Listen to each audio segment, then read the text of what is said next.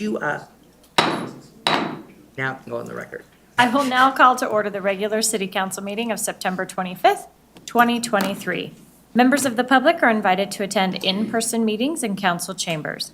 Public access to the meeting is also available by telephone by using the call-in numbers posted on the meeting agenda. Meetings are broadcast on Channel 8 for Comcast and Xfinity subscribers and on the city's YouTube channel online. Joanna, will you call the roll, please? Mayor Leidy, Here. Mayor Pro Tem Luke Manhiro-Massa, Here. Councilmember Long, Here. Councilmember Jaramillo. He is actually at security right now coming through. Okay, thank you. Councilmember Kondo, Councilmember Burns, Here. Councilmember Goff, Here. Councilmember Brown, Here. Councilmember Walker. Here. Thank you. Please join me in the Pledge of Allegiance. I pledge allegiance To the flag of the United States of America and to the republic for which it stands, one nation, under God, indivisible, with liberty and justice for all.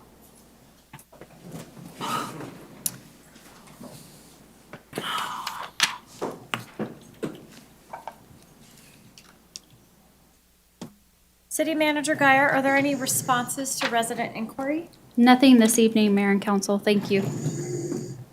Are there any additions or deletions to the agenda? Nope. Okay. Okay, we have two presentations tonight. The first one is a dedicated service award. So I'd like to invite Morel Madrid. Did I say that correctly? Okay, to come forward. I'm going to come down, and council is welcome to join me.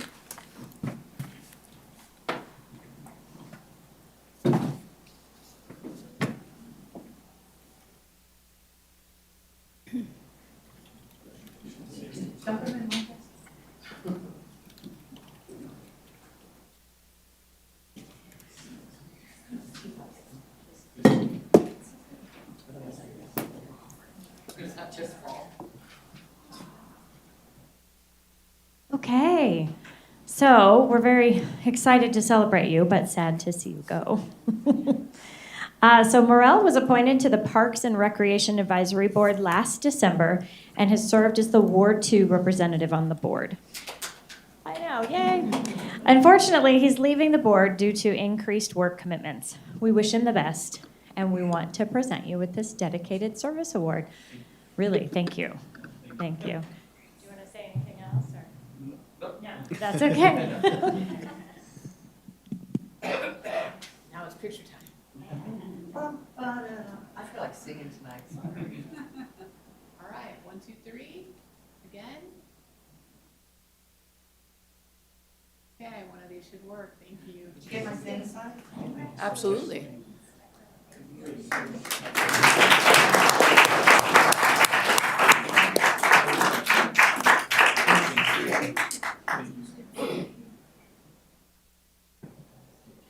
What do I need to hit?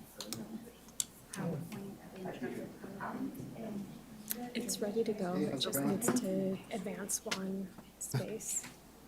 I can do it.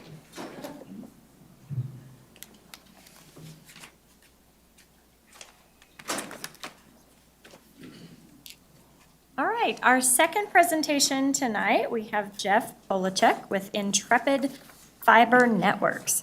He's going to present to council. Good You good actually evening. have three of us. Three of us. Oh, tell me who's here. I am Jack Waters. I'm the CEO of Intrepid Fiber Networks. Jeff is Okay. going to do the body of the presentation because he's been responsible for much of the work. And we also had invited our contractor, our partner in the construction project, a gentleman by the name of Kevin O'Hara, who is the executive chairman of Congruix. Just by a little bit inside baseball. Kevin and I started working together in 1997, and I chased him around in airports for about a month or two to get my job at this little startup that we were going to bring to Colorado called Level 3 Communications. Wow. And so Kevin and myself and a handful of other folks started Level 3 here in Colorado because we love Colorado so much, and we've been here ever since. So with that, good evening and thank you for having us.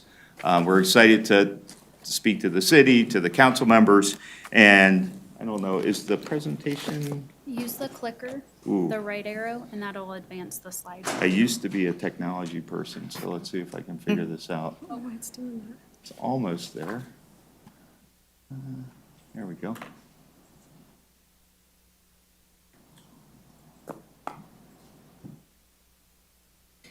I swear I'm hitting the right We're going the button. wrong way. Maybe, yeah, here we go.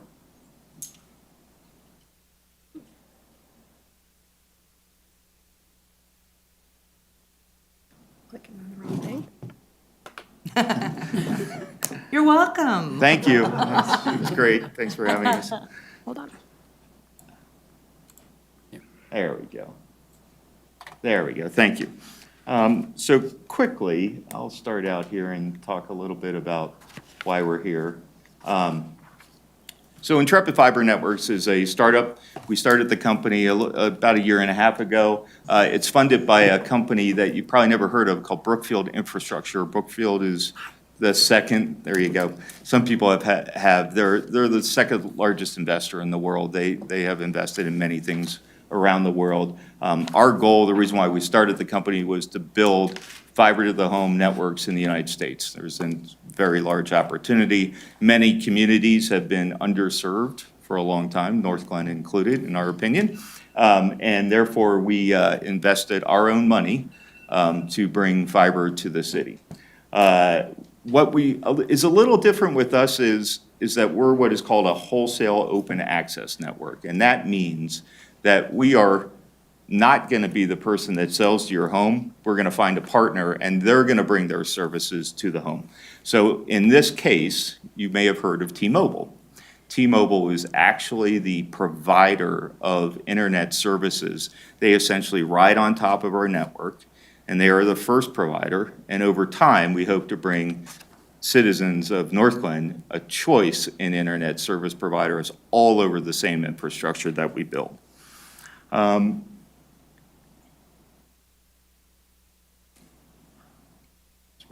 Okay. We were founded, as I mentioned, we were founded in 2021.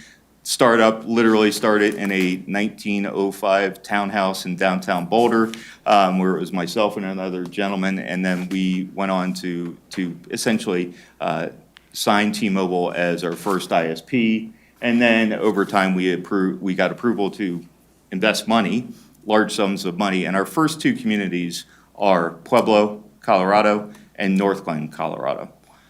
Since then, we have expanded into other states, but that's been our start. We started really in earnest building in North Glen in December of 2022, and in May of 23, we actually started turning up actual subscribers who had subscribed for services from T-Mobile. With that, I'm going to hand it over to Kevin so he can introduce his company, and then Jeff will get into the meat of the presentation. So thank you. Thanks, Jack. As Jack said, my name is Kevin O'Hara. I'm the executive chairman and co-founder of Congruix. Prior to this, I had co-founded and was the president COO of Level 3 Communications from inception until about 2008. So I've got a lot of experience building and designing and operating fiber optic networks. It was with that in mind that in 2017, my partner and I saw an opportunity to build a business. We saw a future wave of fiber construction coming, and in many ways, we went back to our roots. There have been days where it doesn't look like we know what we're doing out here, but for the most part, we actually are probably as steeped in this as anybody in the country. We're also based in Colorado. We have just under 5,000 employees. We operate in about 40 states, so we're pretty sizable. And since we began in 2018, we have either designed or built to about 5.6 million homes across the United States. We do a lot of other work besides just fiber to the home. Fiber to the home accounts for about a third of what we do. And we're working to improve the experience in North Glen as we speak. Jeff is going to go through some of the actions that we've taken in detail, and I will be here after his presentation to answer any additional questions that you may have. Thank you for your time.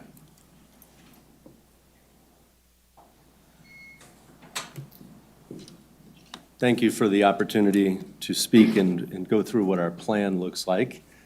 So with that, I'm going to have the exact same experience Jack did and hit the wrong buttons, aren't I? So I thought it would be good to start with an overview of what exactly we're building.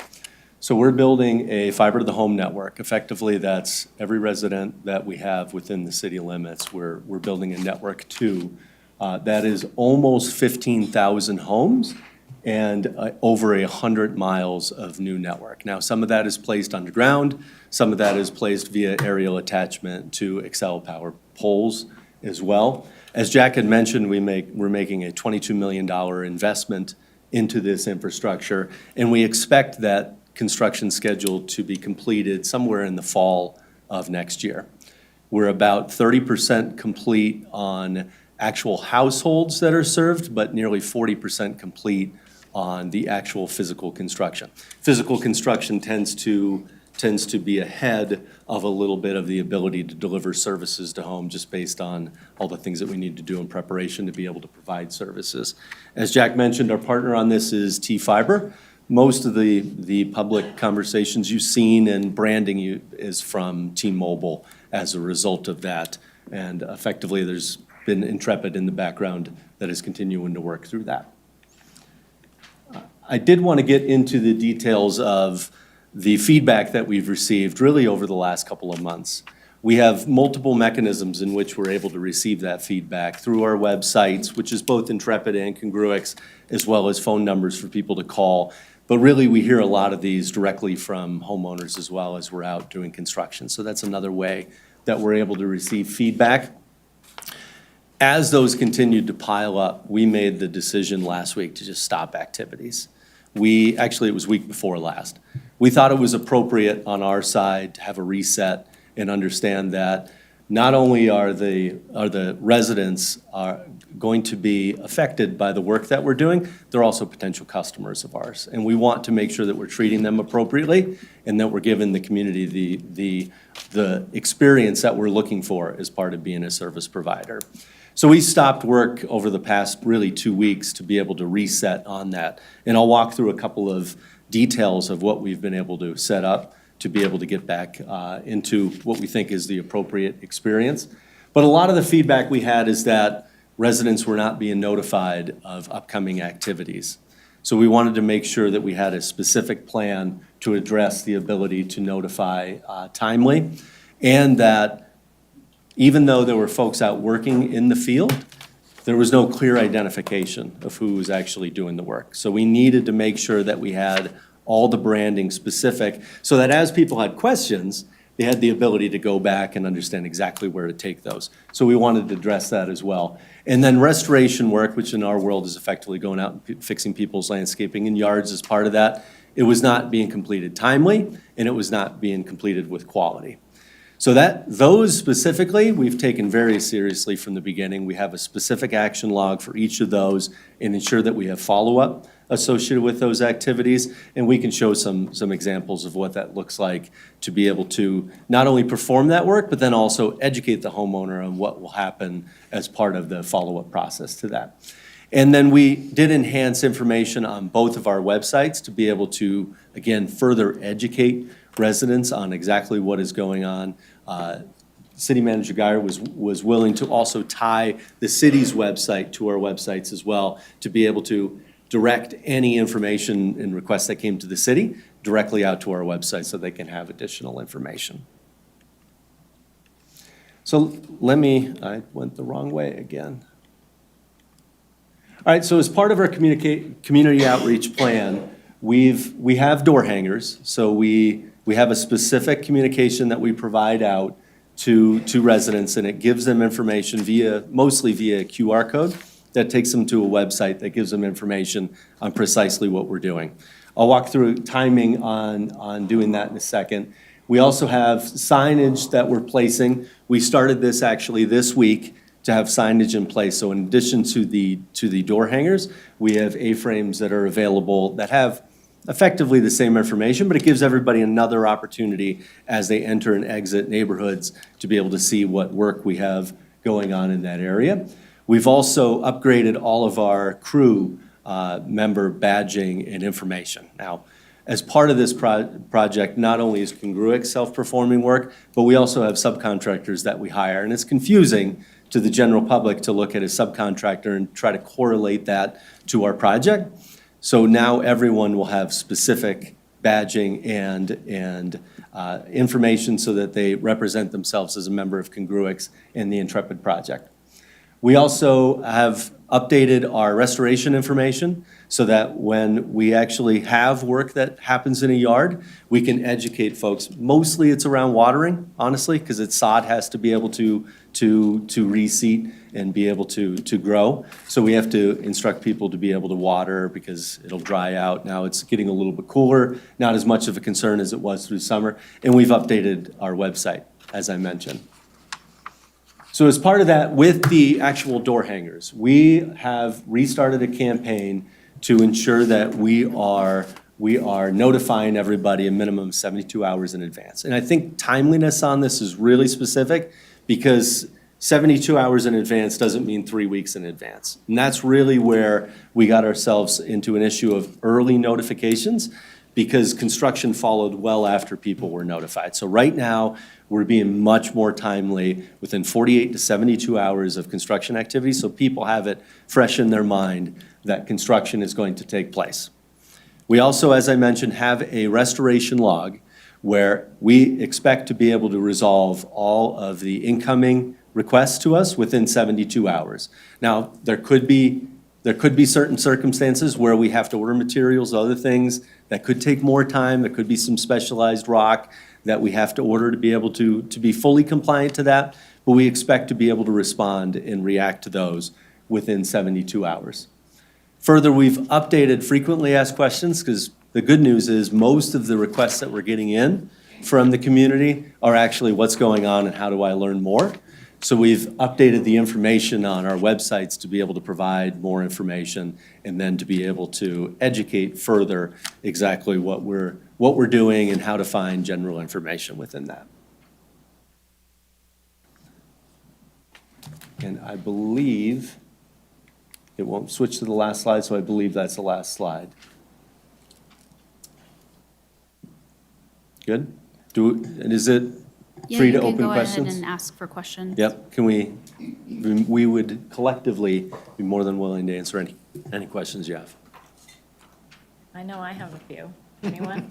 I'm trying to find the participants button to raise my hand, Mayor. Where's the little hand raiser? Councilmember Brown?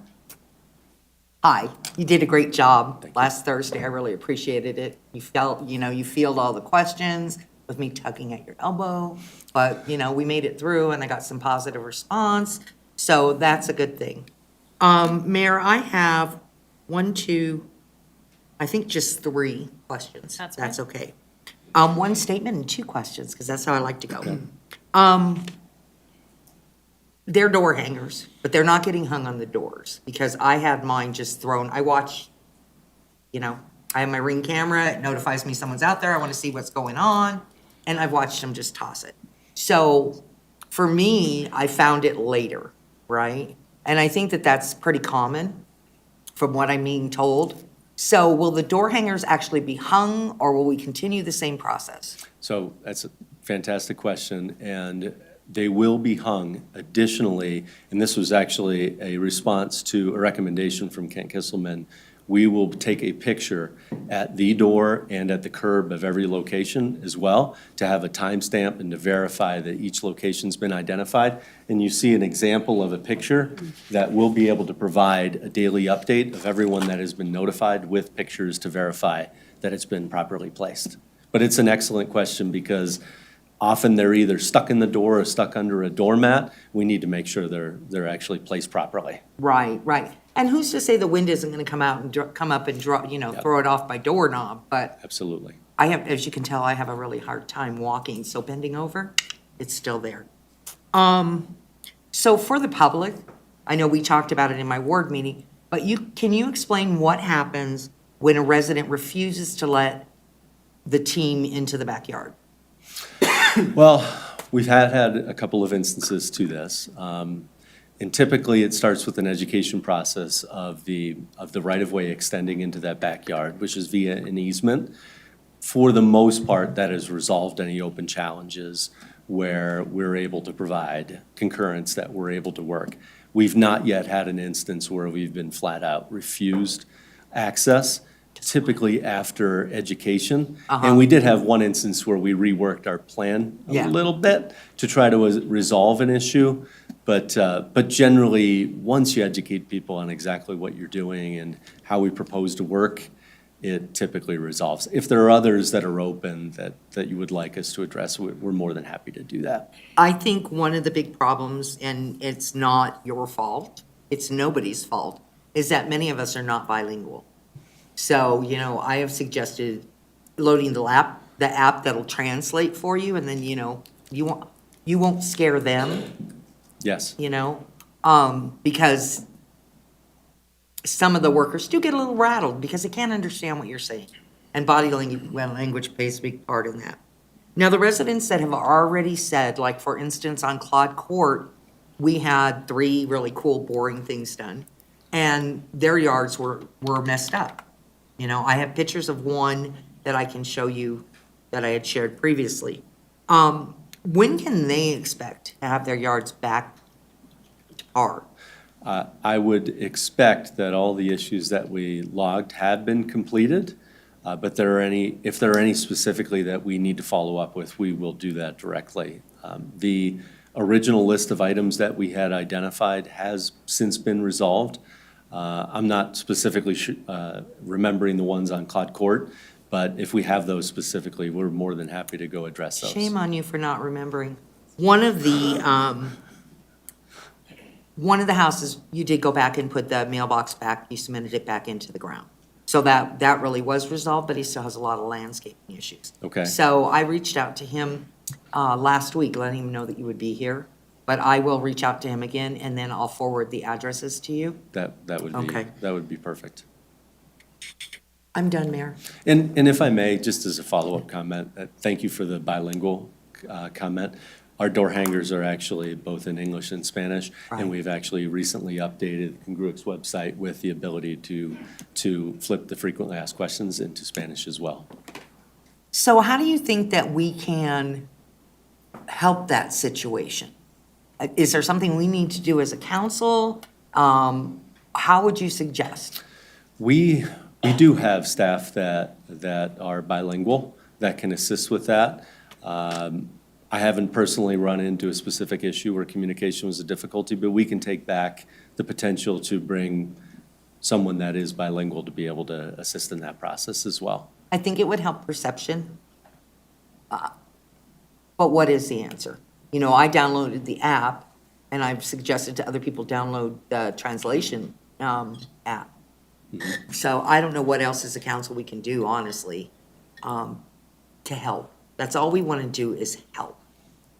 I get calls, you get calls. That's kind of how that works. Well, and I'm certainly expecting that as we have updated and available information, particularly as it's in 2 languages, that, again, that allows us to educate further so that maybe that reduces the amount of other requests and other things that come in. Because most of the input we've received has been a request for more information. Right, and they can't give you, you know, some people can't give you any more information. I did have just one more and then I'm done, I promise. I found the 4th one. A lot of the cars, well, none of the cars for your subcontractors, the trucks, they're not labeled. So we Yes. have no idea who they are, you know, maybe the company name on their vest that they wear or something. But the big problem is that the trucks aren't marked. Yes. So they have absolutely no idea what's going on. So all vehicles and machinery will now be branded with a Congruix company logo to ensure that it has direct tie back to this project. And then that will, again, steer back towards the QR code so that people can find additional information on the project. Perfect, thank you Yeah. very much. Yeah, absolutely. Councilmember Walker? Hi, thank you. Councilmember Brown, I think, hit on it. I just wanted for clarification, so that you're about 80% there. So all the Empire vehicles will have Congruix on, because all the door hangers say Congruix. None of the ones I've ever gotten ever said Empire. Correct. But they're the ones showed up with the mini excavator, so I just want to make sure it will have, That is a Everything will correct be- statement, okay. yes. Thank And you. Empire is, just to Empire is a subcontractor to Congruix that's performing directional drilling and a couple of other services as well as part of the project. Okay, thank you so much for doing that. Yep. All- Councilmember Long? I have a positive statement to share with you. My neighbors were all confused with all the yellow flags flying with the gas lines that were spotted on our properties, as well as the blue for the water. And then we had the fellows that came to the door wanting to know if they could look at my sewer line. Well, I had them explain to me, and they did it perfectly, in perfect English. I also had a door hanger from Congruix, so I want to share with you. Then they said, would you like to see a film or a video of watching us look at your sewer line? I said, absolutely, I'd love to see that. Worried that maybe I've got some aspen roots that are growing where they shouldn't. These guys were so great, so diligent, so respectful. I just want to give that kudo back to you as a positive. That is Amongst everything else fantastic. that's going on. Those guys, brothers, by the way. Thank you. That's fantastic feedback. Thank you. Mayor Pro Tem? Thank you, Madam Mayor. First of all, thank you for being here, for addressing these very serious concerns.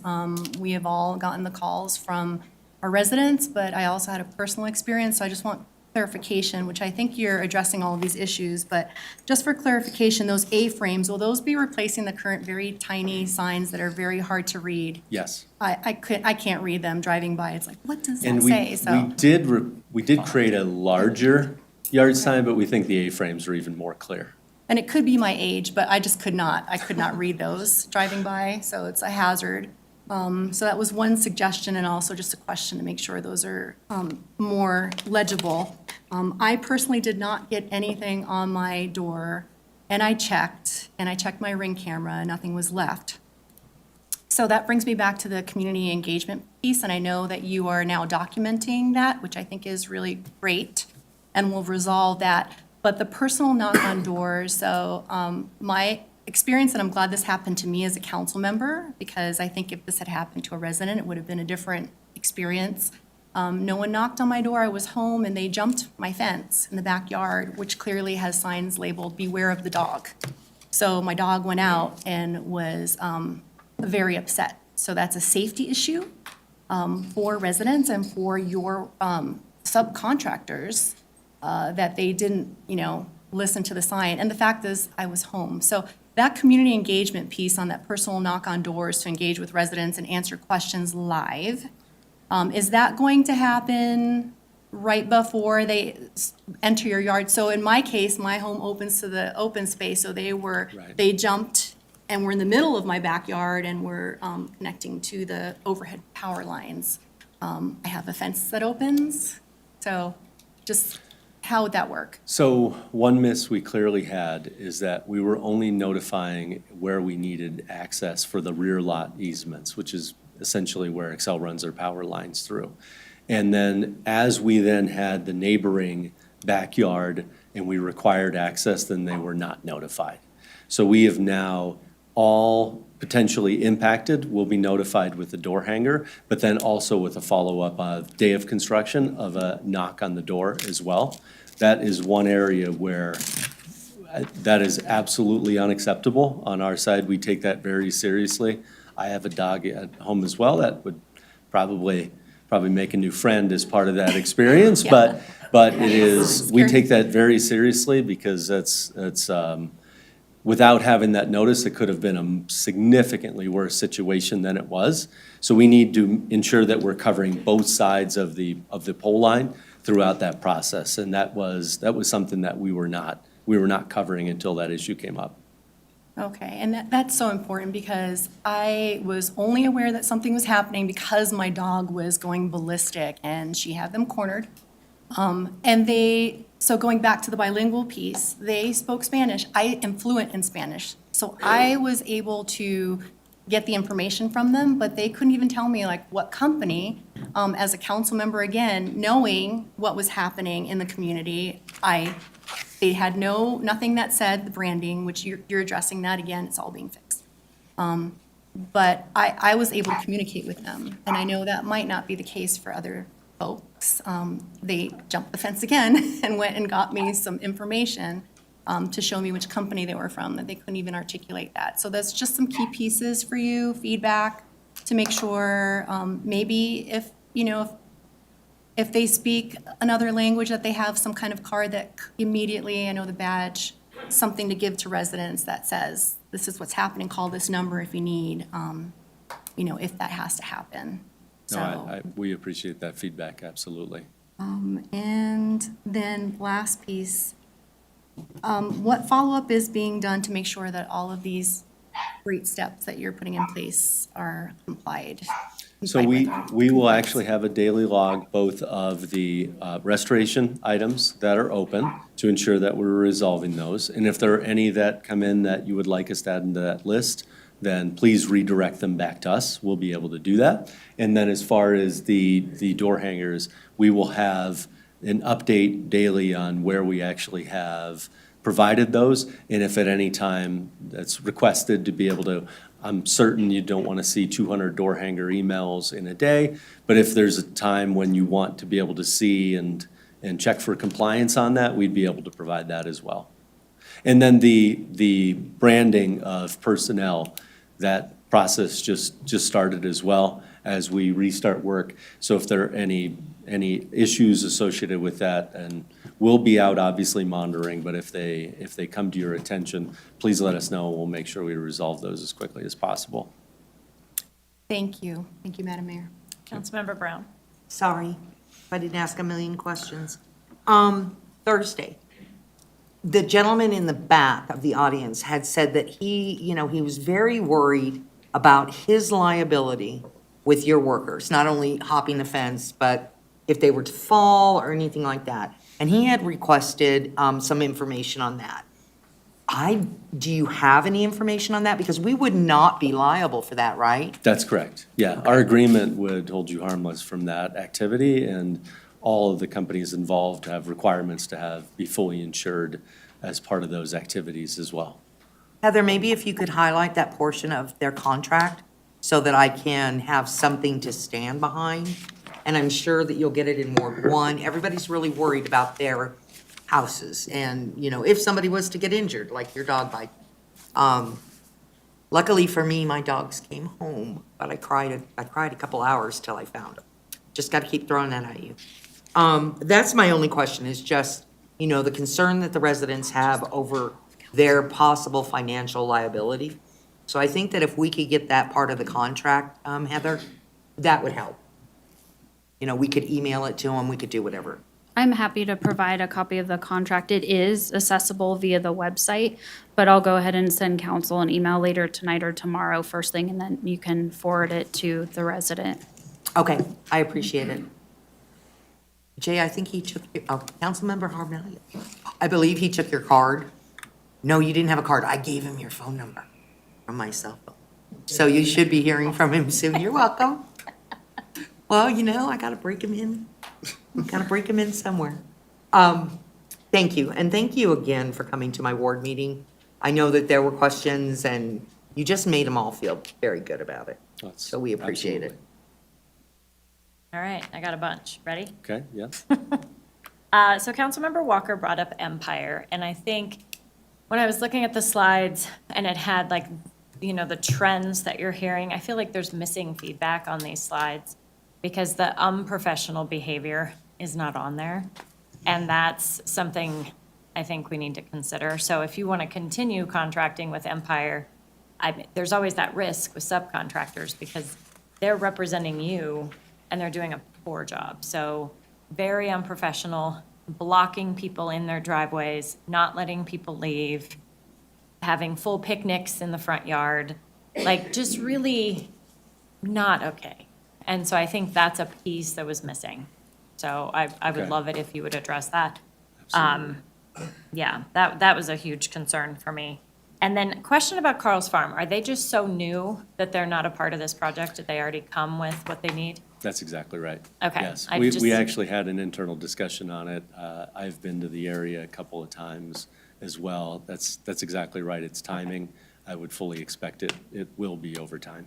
Okay. Looking at the door hangers, because the first one I did get, but and you've probably sent them all to print, but they're not clear as far as what this actually means. It says, work will commence in the public right-of-way. So to residents, their front yard is not the not the public public right-of-way. And so I got this and I was like, oh, cool, they'll be around here somewhere, whatever. But not expecting like fully in the yard and digging up what I would consider my private property.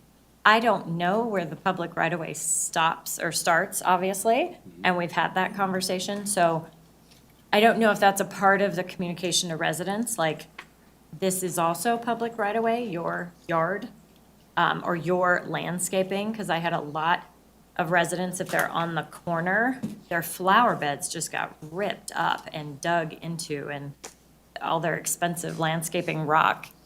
So they didn't think that was public right-of-way. So how do we define that or change the wording on that? So we have, as part of the frequently asked questions, information that describes the public right-of-way so Okay. that we can, again, try to further educate. We're hopeful that as we provide that information, that it'll assist in being able to suggest, okay, this is exactly where that ends. But we're also open to any suggestions that may come from the council as far as how you'd like us to further educate that. It's a challenging subject in that outside of when you bought your house and you received that original plat survey that shows you where your property lines are, you really just expect you own that all the way up to the gotta edge mow of the all of street, it. the curb. That's exactly right. So being able to educate is obviously a difficult conversation. So we're attempting to address it as part of frequently asked questions, but it is by far the most sensitive topic we'll have, and we're open to any other suggestions that may arise from feedback that you receive. Well, the other thing I was wondering about, because if you just get the door hanger, just because I looked at it and went, oh, cool, yeah, I heard that, I saw the T-Mobile guy, whatever, that must be what they're doing. It never occurred to me to scan it, go to the website until I was already upset. And then I was like, what? So, all of this tightening up of procedures, that's going to help with a lot of this repairing property and all of that. But I would guess that 90% of the residents aren't going to dig that far. So it would be nice to have a sentence that says, work will commence in the public right-of-way, which could include your property. I mean, I don't know how to phrase it. Maybe Corey has an idea, but I just think they need to know that public right-of-way is not the street. It's actually neighbors' property. And we will take back, I have some ideas already in my head Okay. about what that could look like, but I Okay. will take back how to frame that public right-of-way between curb line and the actual edge, which could be in landscaped and finished areas. And how to Yes. properly educate that. That's very fair feedback. Perfect, you got that. I heard the phrasing already, that sounds great. And then just a quick question about all the spray paint. So when you're restoring landscaping, are we just gonna wait for the spray paint to fade naturally, or is anyone gonna power wash that off? So it is water-based paint that's expected to be able to erode with the weather. If there are any specific instances that we need to address, it typically wears away in short order. And for the most part, that work is performed by other utilities that are actually performing their locates at our request. So it's to ensure that we locate all the facilities so that we do not damage and impact any other services as part of the construction activities. If I can explore if there's anyone not using a water-based paint that wouldn't be able to disappear in very short order. But that's typically how that works. Is short order like 6 months? I'm not sure if I Okay. have the technical definition of short order. We tend not to have a lot of rain here, unfortunately. Well, we've had a lot and it's not going anywhere. It's very, very bright and it's like a rainbow in my neighborhood. We got the white, the pink, the green, the yellow, the blue, it's everywhere. So it just looks messy and I've had a lot of people ask me about it, Okay. so. Okay, I don't we'll take feedback on what Okay. that looks like and see if we can come up with an alternate plan. So, and I absolutely love that Councilmember Long had a positive experience, so that tells me that all of these discussions that we've started having with you, you guys have taken action, and we really appreciate that. So hopefully, as you move into new communities, you can take all of our lessons learned and not have to. Well, Go through it again. hopefully us being here shows that we're very much committed to making this project successful, bringing an improved service to the community. Absolutely. And as we continue to have feedback, we're continued to be committed to that and continue to come back and provide updates as well. Great, All right. thank you. Thank you very Councilmember much. Brown, did you have one more How thing? you doing? Do you have one more? Your hand's up again, yeah. I do, but was it's that not close. really for you. Okay. First of all, Mayor, Yeah. my paint is gone, Great. and it took about a month and a half. Okay. So it's gone now, thank God, because my husband is like a manic about the front yard. But it started to fade and lift away through time, but it was about a month and a half that it was there. Heather, is it possible for Diana to do something and address easements in the connection? We might get a better positive feed, more education. More education can't hurt.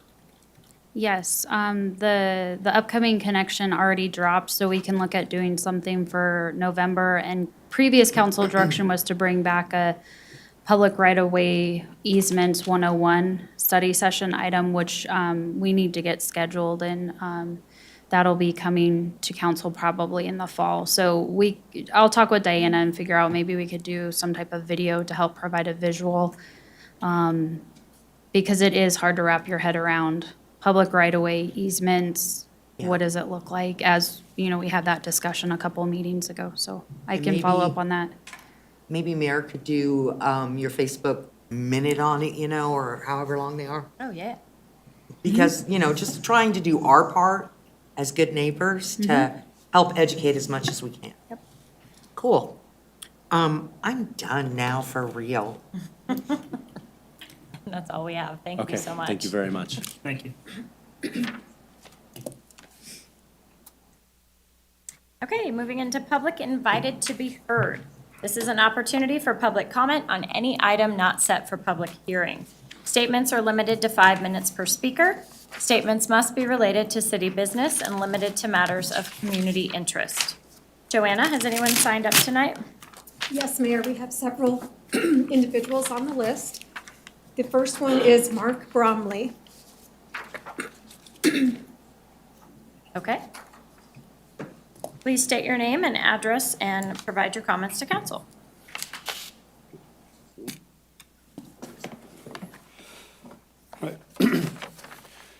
Hi there. I'm Mark Bromley, future mayor, address on file with the city of North Glen. Thank you, City Council, for having me. Glad to see the council agrees with me on a no vote on Proposition HH. Working with me is easy and sensible after all. Well, I'm the natural order of things, organic, positive leadership of North Glen. Citizens tell me the city is dark and gloomy, bitter, sad, and cruel. Then I'm around and color returns to them, smiles appear on their faces, and the sun is brighter and hope arrives. My leadership always effective in protecting the diversity forged in our mission-critical hazardous duties at the tip of the spear for the USA, where my authority was final, flawless, and saved lives. Creating safe working environments of equal employment opportunity. My leadership is proven effective and efficient, builds true American heroes, and my methods will create the best council for North Glen in decades as we cut the fat and redirect partisan spending to good use. One such use is a grave concern of a cul-de-sac on the south side of East 112th Route.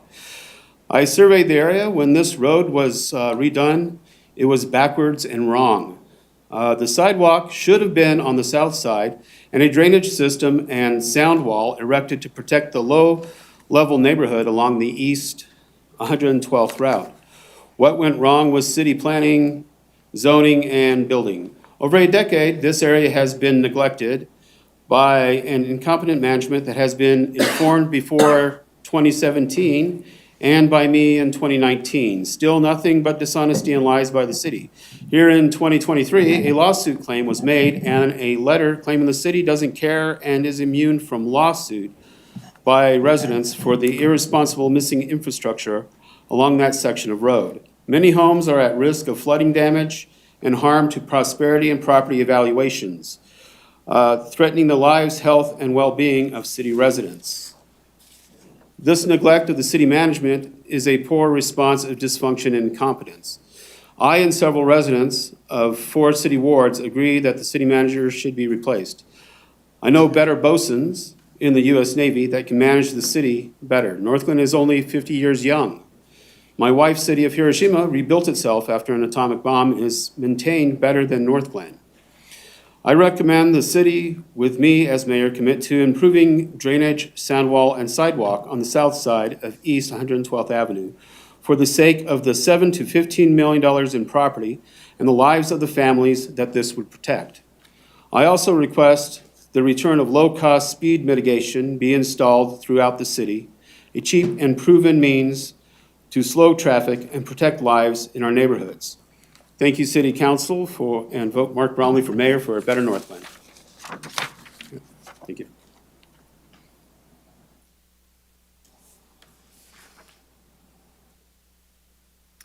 Is there anyone else signed up? Yes, the next person on the list is Janet O'Reilly. Hi, Janet. Please state your name and address and provide your comments to council. My name's Janet O'Reilly. I live at 11041 Huron Street in Pinnacle Creek. Mayor, council members, I just wanted to bring something to the attention. We're looking for direction, for someone to point us which way to go. We're getting ready to add new signage. We are a small community of 136 condo units. We are, on the south side is the Highline Canal, and we put up with homeless and people doing various activities in all of our trash enclosures. We have stolen cars left there often. People come down off the trail and pick up packages and goes in garages and homes. So we are a private community. It's a private street that we have to maintain. The road, the city does not maintain it at all. We do. My problem just came up last week, the solicitors. We don't want soliciting. We have no soliciting signs. So it has never been a problem. I usually just go and ask them to leave. They'll drop off cars of people and they'll start from one end. And we're in clusters of 8 to 12 units. So when they do this, they set off our Ring doorbells continually. The dogs are barking. A lot of older people live there. We don't want all of that. So last week, we had a very aggressive solicitor, and I asked him to leave. And he just smiled at me and continued on. So after trying to get him to leave, I was going to a board meeting, and so I called the police, the non-emergency number. I know they're busy. I hate to even do that, but it's my job, as I feel, to look out after our community. Part of my job. I'm a resident there also. And the policeman come out, and I saw him talking to the guy, and the policeman called me and said he has license and permits for the city of Northglenn, so he can be here if he wants. And I said, well, what about our no soliciting signs? And he said, I don't care. He has what he has to have to be here. So the next day, I was going to a meeting, so I couldn't address it that night. So the next day, came to the police station and asked him to please tell me where my no soliciting signs aren't working, or could we put up no trespassing? And he read the ordinance to me, and there isn't anything in there that says we can stop solicitors from coming through our neighborhood. I just don't think that's right. We don't want them there. We didn't invite them there. And, but it does not give any credence in your ordinance for that. We are buying new signs, and so we wanted to know if we should throw away our no soliciting or no trespassing. If they're no good anymore, do we need to get an attorney? I mean, I didn't know who else would interpret the city's position on this. That's That's my one. And then the second one, I'm putting in a word for your animal control officers.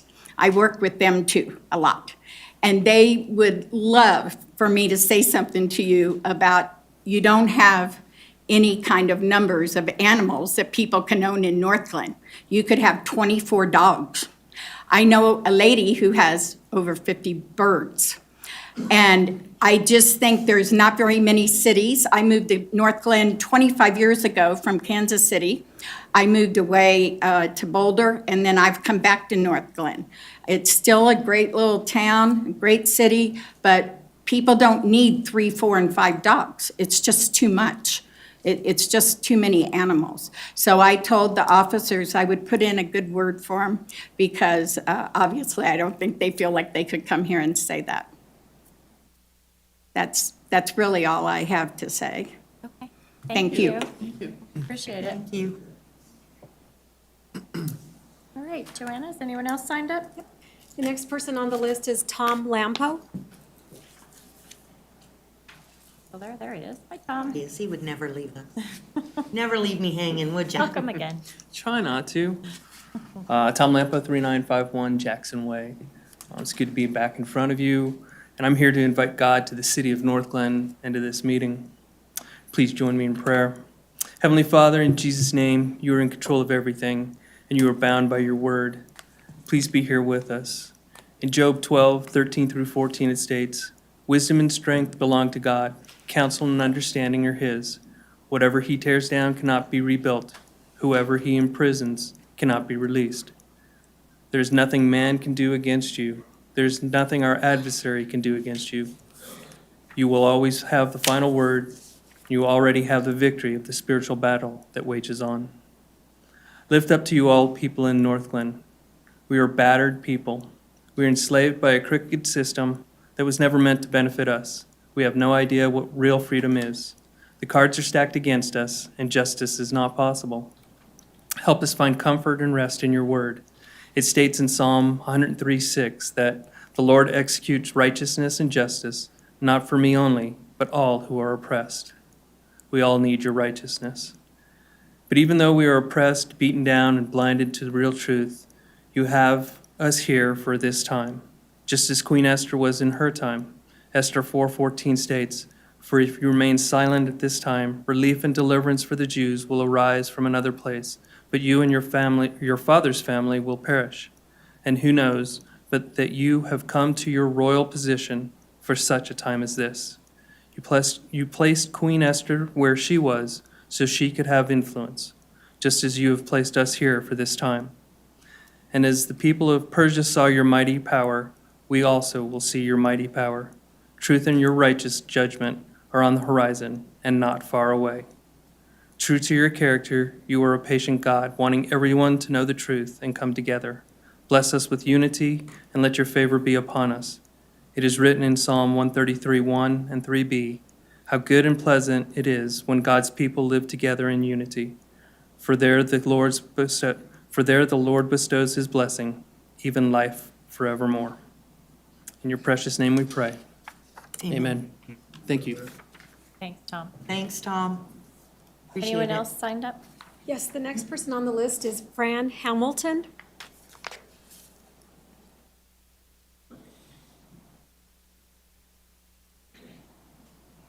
Hi there. Please state your name and address and provide your comments to council. Thank you for listening. I'm an 85-year-old who's lived in Northglenn for more than half of her life.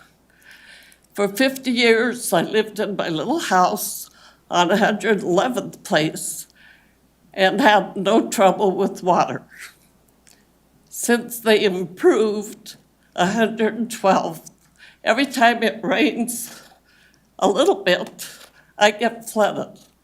It's ruining the foundation of my house and underneath the house. And people say there's nothing that can be done about it. It's a 50-year flood, or it's an act of God. Well, why didn't that happen the first 50 years I lived in my house? It didn't happen until the improvement on 112th. The water comes this way, it backs up this way, and it comes over the fence from the street. We've had floods. The last 3 months, we've had one July the 4th. We had one a week ago.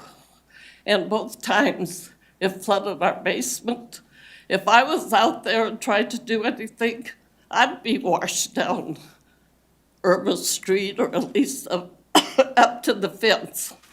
I have a neighbor that lives on the left of me who's been there as long as I have. And same thing with her. They had a beautiful backyard, and then the improvement came, and her backyard, all the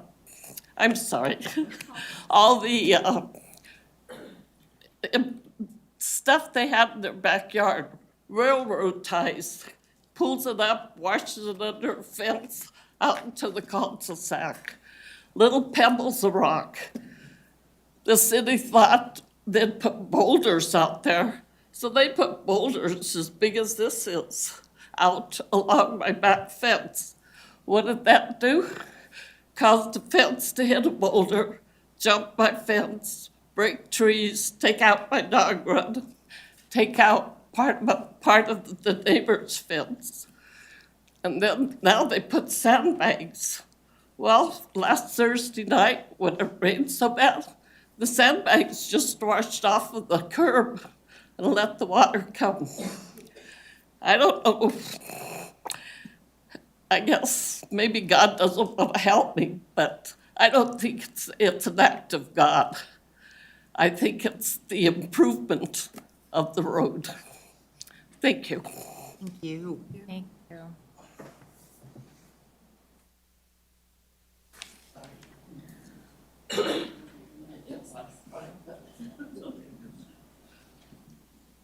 Who's next?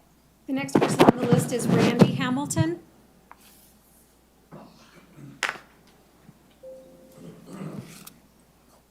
I'm that fine lady's son. I've been living with her for about the last year, and I could give you more accurate information. You stood on that street.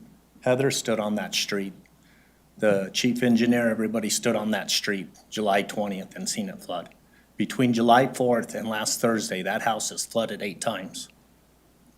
There's no more 10 to 25 year flood. There's no act of God flood.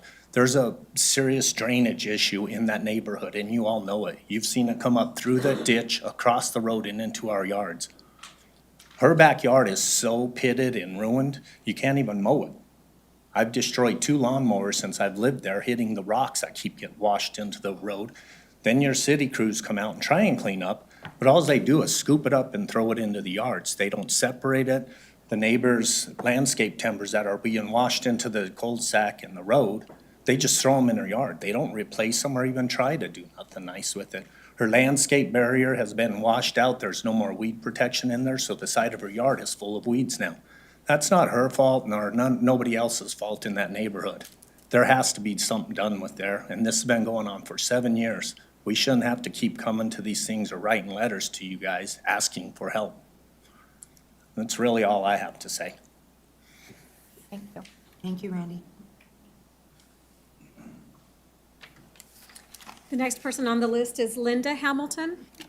Lisa Hamilton, I'm sorry. Anyway, hi. I don't have much more to add from my mother-in-law and my husband. Besides that, it's truly heartbreaking. I didn't live there all my life. My husband did. And to see that we can't get her out of the house because she's afraid a rain is going to happen. And sure enough, we went to a wedding for her granddaughter.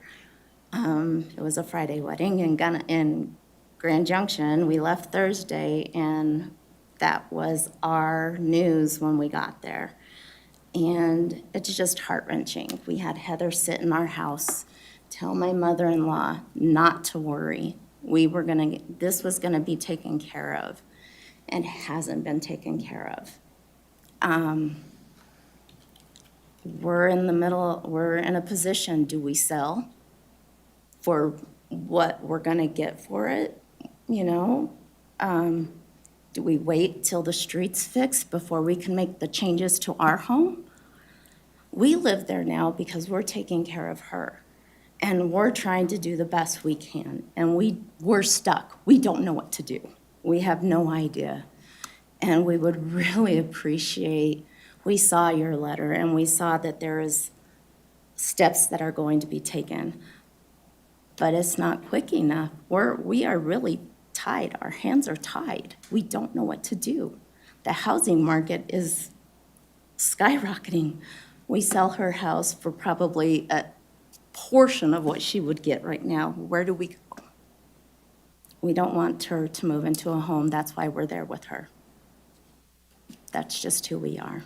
And we're not bad people. We want a home just like you that we feel safe in. Thank you. Thank you.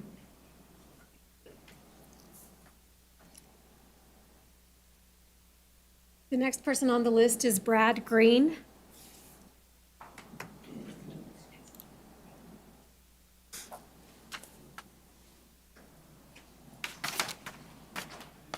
Hi, Hello. I'm Brad Green, and I live at 1507 East 111th Place. And I didn't know there was a mic. I had prepared a song. But instead, I'm here to sort of celebrate a 7-year anniversary of floods on my property. It's been 7 years, minus a few weeks from the first one. Fran is my neighbor.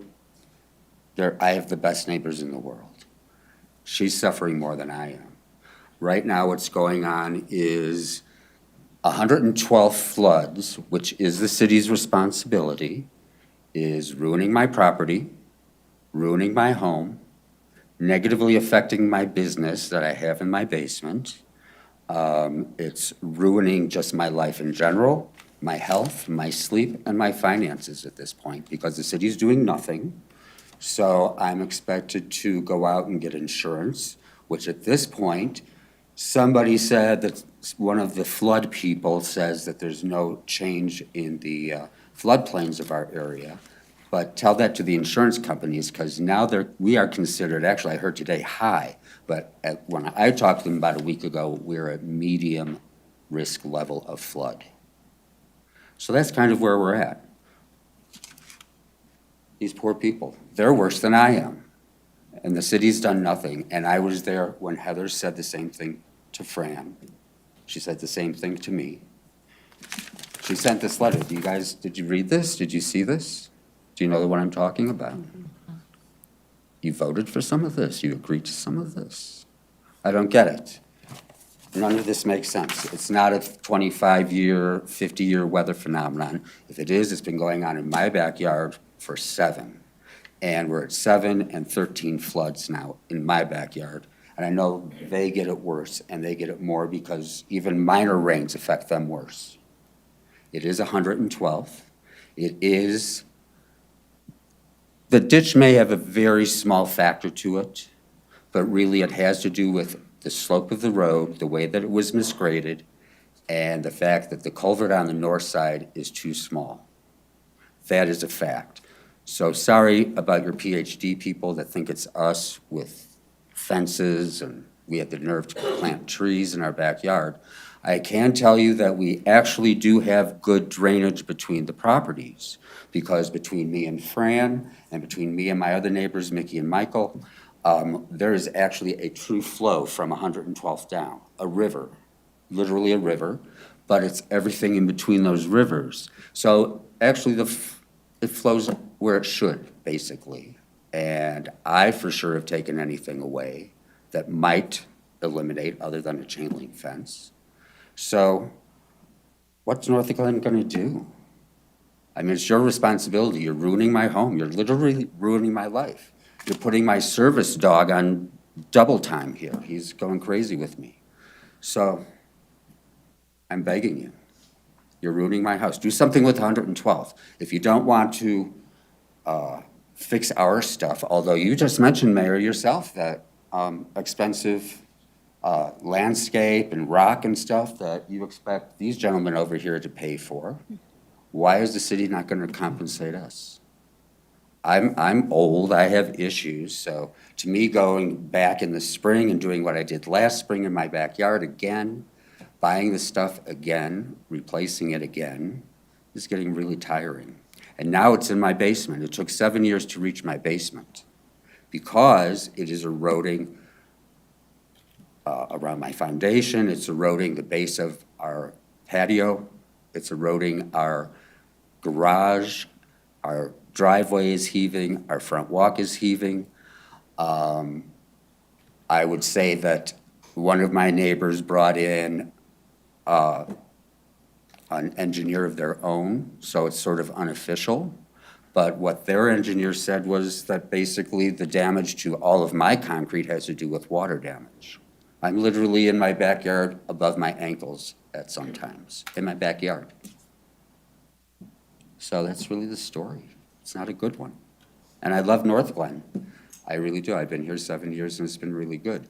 So I made a few phone calls in the last couple of days.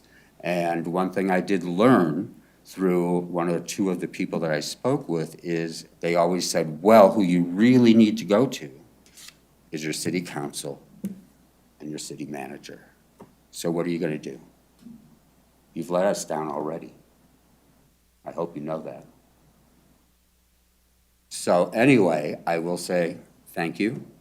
I am sure there's other neighbors here. I did get a lot of RSVPs from people that couldn't make it. So no, it's an issue. It's going on. It's gotten worse and worse, and it's going further down to more houses. So the city has a huge problem. Oh, my God. So, there we go. Hello? Thank you, Brad. Anyway, Yeah, can you okay. wrap up your? Okay, Yeah, I'm done, thank but I you. have one more thing. Oh. Time out, totally separate. Last Saturday is the first time I stepped in the water. So I was irate. It was about 8:40 in the morning. So I was on the phone. Poor Nick got the first phone call. Everybody else got the phone calls. So I want to apologize. I got people out of bed, disturbed their family vacations, and I was probably loud, I don't know. Anyway, I did bring something for them to just sort of, I like to award good behavior, and I think it's so great that you called me back, you picked up your phones, you listened to me. That really, really meant a lot. Your letter, Mayor, it's been, so I like you guys, you've been very good. Please do something with 112th, and come to my house. I've invited all of you, come look. Anyway, I have something for you. Best muffins in the world. I had to arm wrestle Cambria for one of them. Sorry, no. I know. So anyway, I'll give this to the mayor, but, no, there's just some cookies. But Love cookies. oatmeal raisins, people Okay. don't like raisins, so, Okay. Well, thank you. Thank you. Thank you, Brad. Thank you, Brad. What am I gonna do now? Because I like them both. I'll be over tomorrow. Thank you. Thank you. Thanks, Brad. Joanna, is anyone else signed up? Yes. The last person on the list is Virginia Itola. She doesn't want us. Oh, So you know what? It's the same thing. Okay. Just record me, listen again. Listening. Okay. Thank you. Thank you all for coming. Joanna, is I there do anyone appreciate it. else? No? That was the last one? Nobody that signed up in advance. Okay. Is there anyone in the audience who did not have a chance to sign up but would like to speak to council?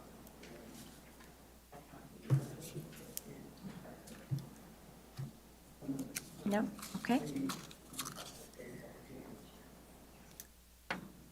Be sure to give Jason a few cookies. I did a face-to-face one-on-one on Trafton. He deserves a few cookies.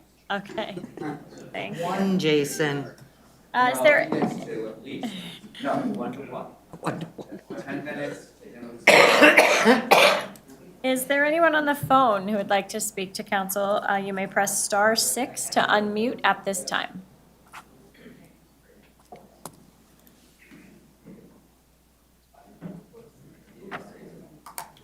Okay, I'm hearing none. We're going to move into council communications. So, Councilmember Walker? Thank you, Mayor. I just wanted to thank Tom Lampa for his kind words. Ms. Heather, Mr. Corey, forgive my ignorance on this. You know, as I'm reading as the young lady who came and spoke tonight about the soliciting violations, I read our section 18.5-11 is very vague in violations about what you can do to actually stop solicitors. So is there really anything we can do, or can we get a study session for this? Or are we dead in the water on this? I'm certainly going to talk to the police department based on what I heard, because I do think if you tell someone they are not welcome, that is outside of our solicitation ordinance. They have to honor that, and that is a trespass. We can certainly look, the solicitation ordinance in North Glen has been in place since 1982.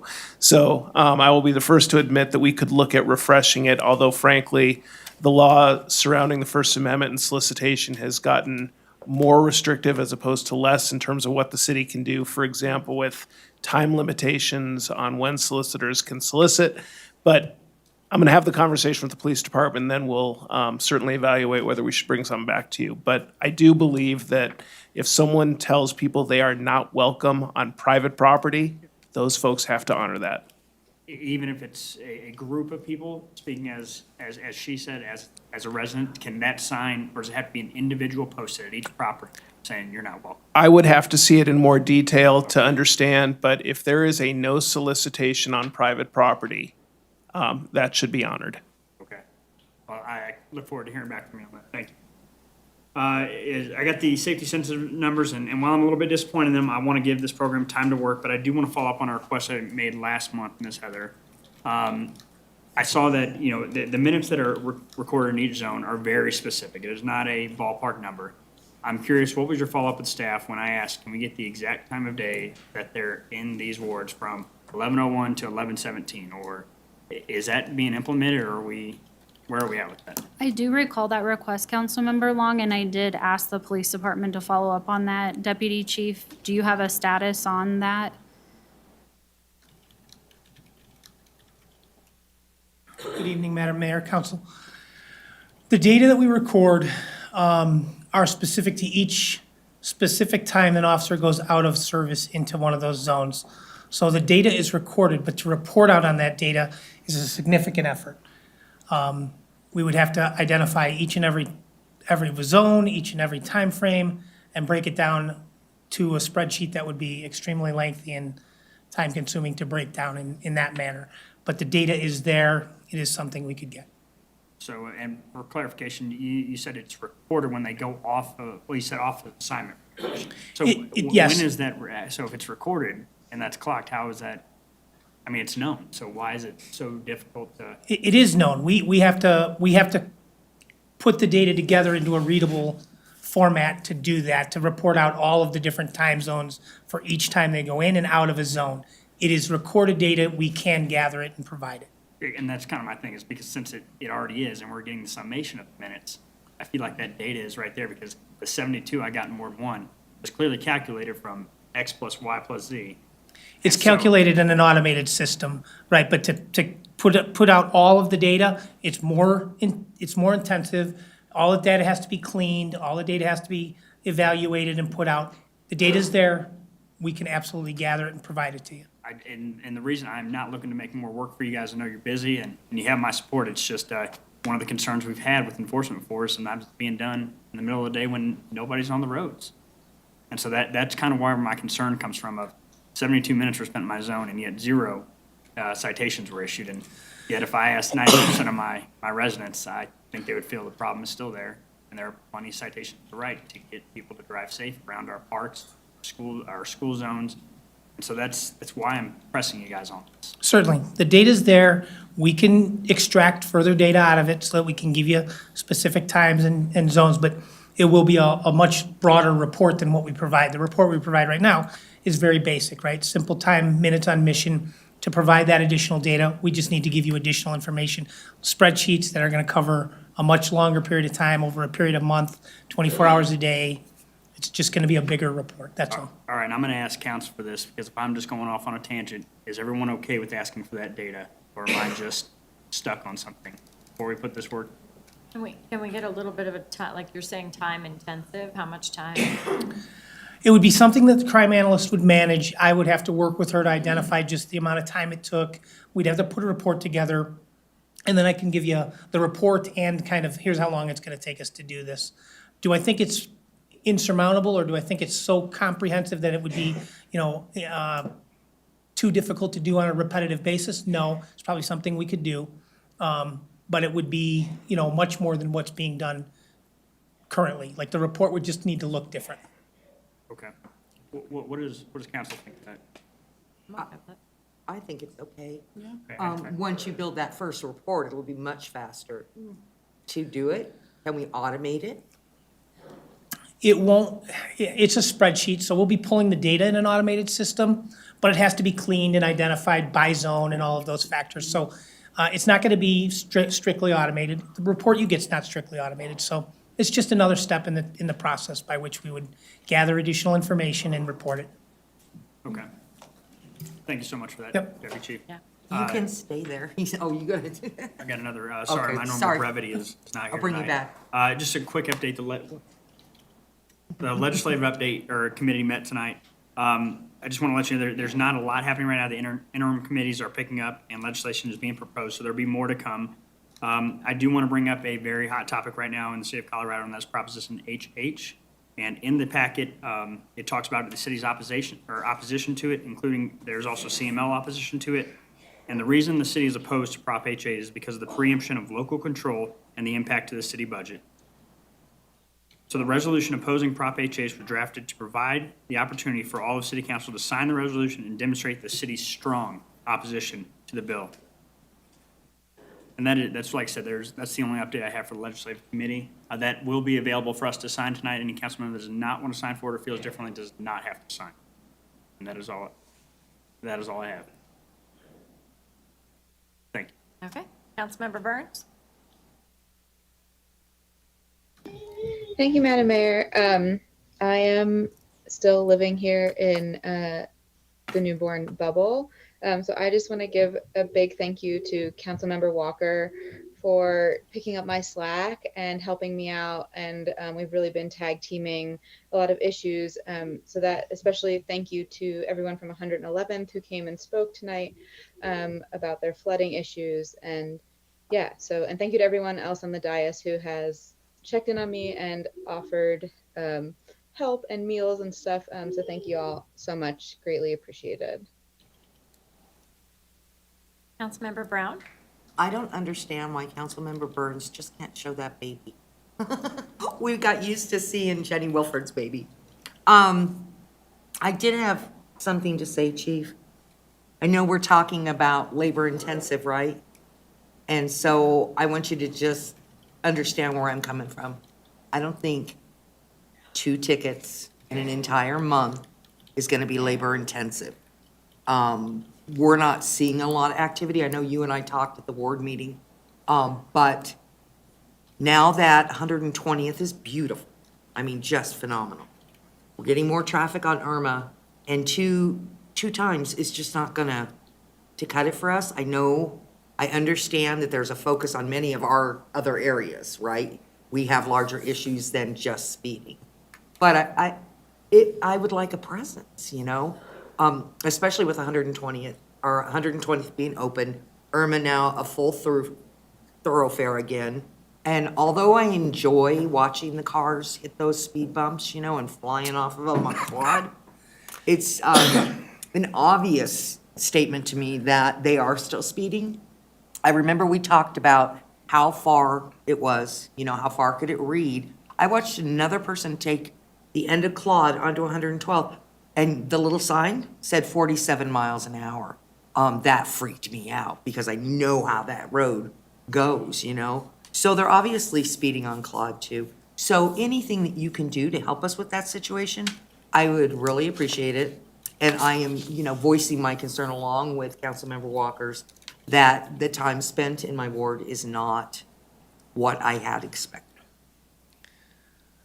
I don't want to mischaracterize the amount of work it's going to take to give you some data. It's going to look very different.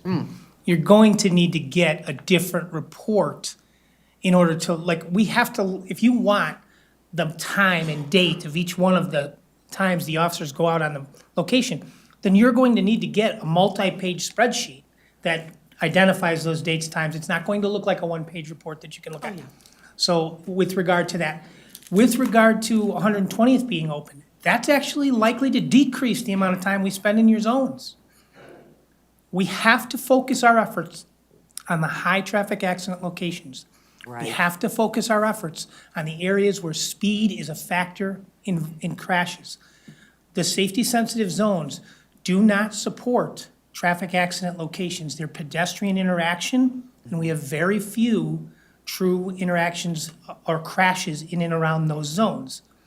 I just like to caution, every time we talk about this subject, we're going to put the officers, this is really being managed primarily by patrol.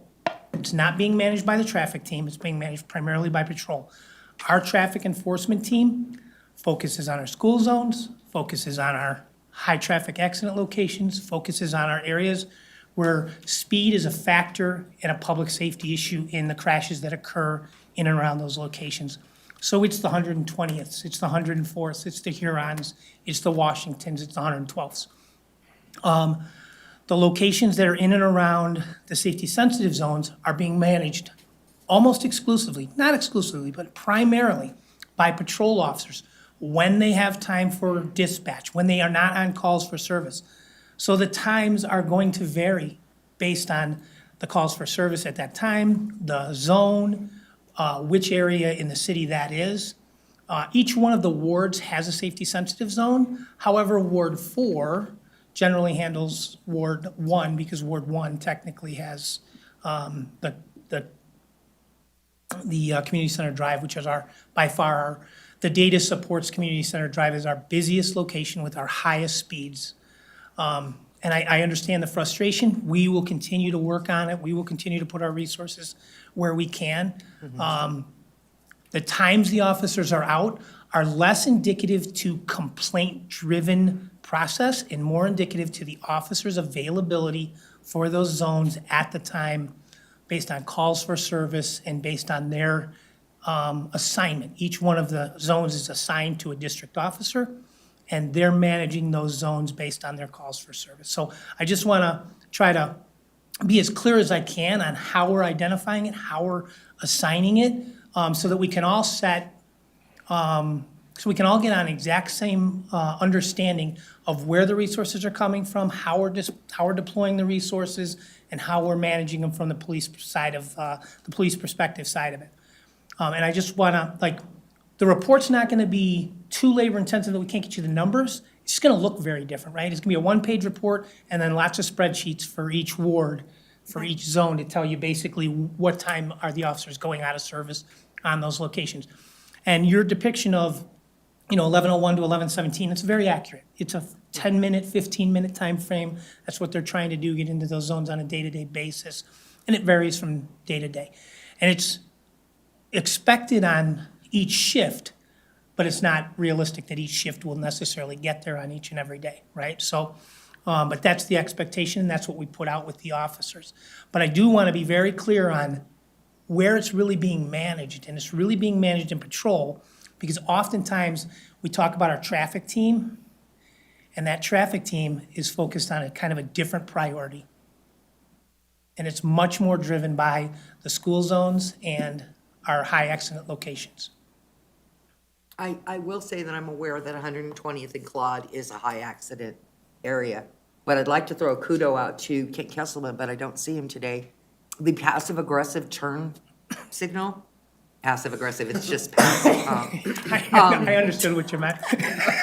To me, it's passive-aggressive, but that passive turn signal, I think, will help with that area and help it come back. I am in love with 120th. If y'all haven't been there and driven down it in the last week, do it. I think the infrastructure will help us with crashes. I think so, too. The better infrastructure and the wider roads and the turning lanes and all the different pieces that have been added to that should help us with traffic crashes. But the speed on the road is inevitable. The wider you get and the bigger you get, that tends to increase the speed. So there'll need to be an enforcement strategy there as well. Okay. Thank you, I am pleased with that. Deputy Chief. I'm going to move us back to communications. Can I go back? transition to a discussion item, so. Okay. Councilmember Brown, do you have more to share? I do. Now I'll share Great. the real deal. Okay. I attended the NERA meeting last week. It was quick, but still pretty informative. I want to, we've had, and I'm sorry, Jason, I can't remember her name. You might be able to help me. Who's been coming in as our financial reference and going over our month books with us? Joanne, our accounting manager. Jason, you were wonderful.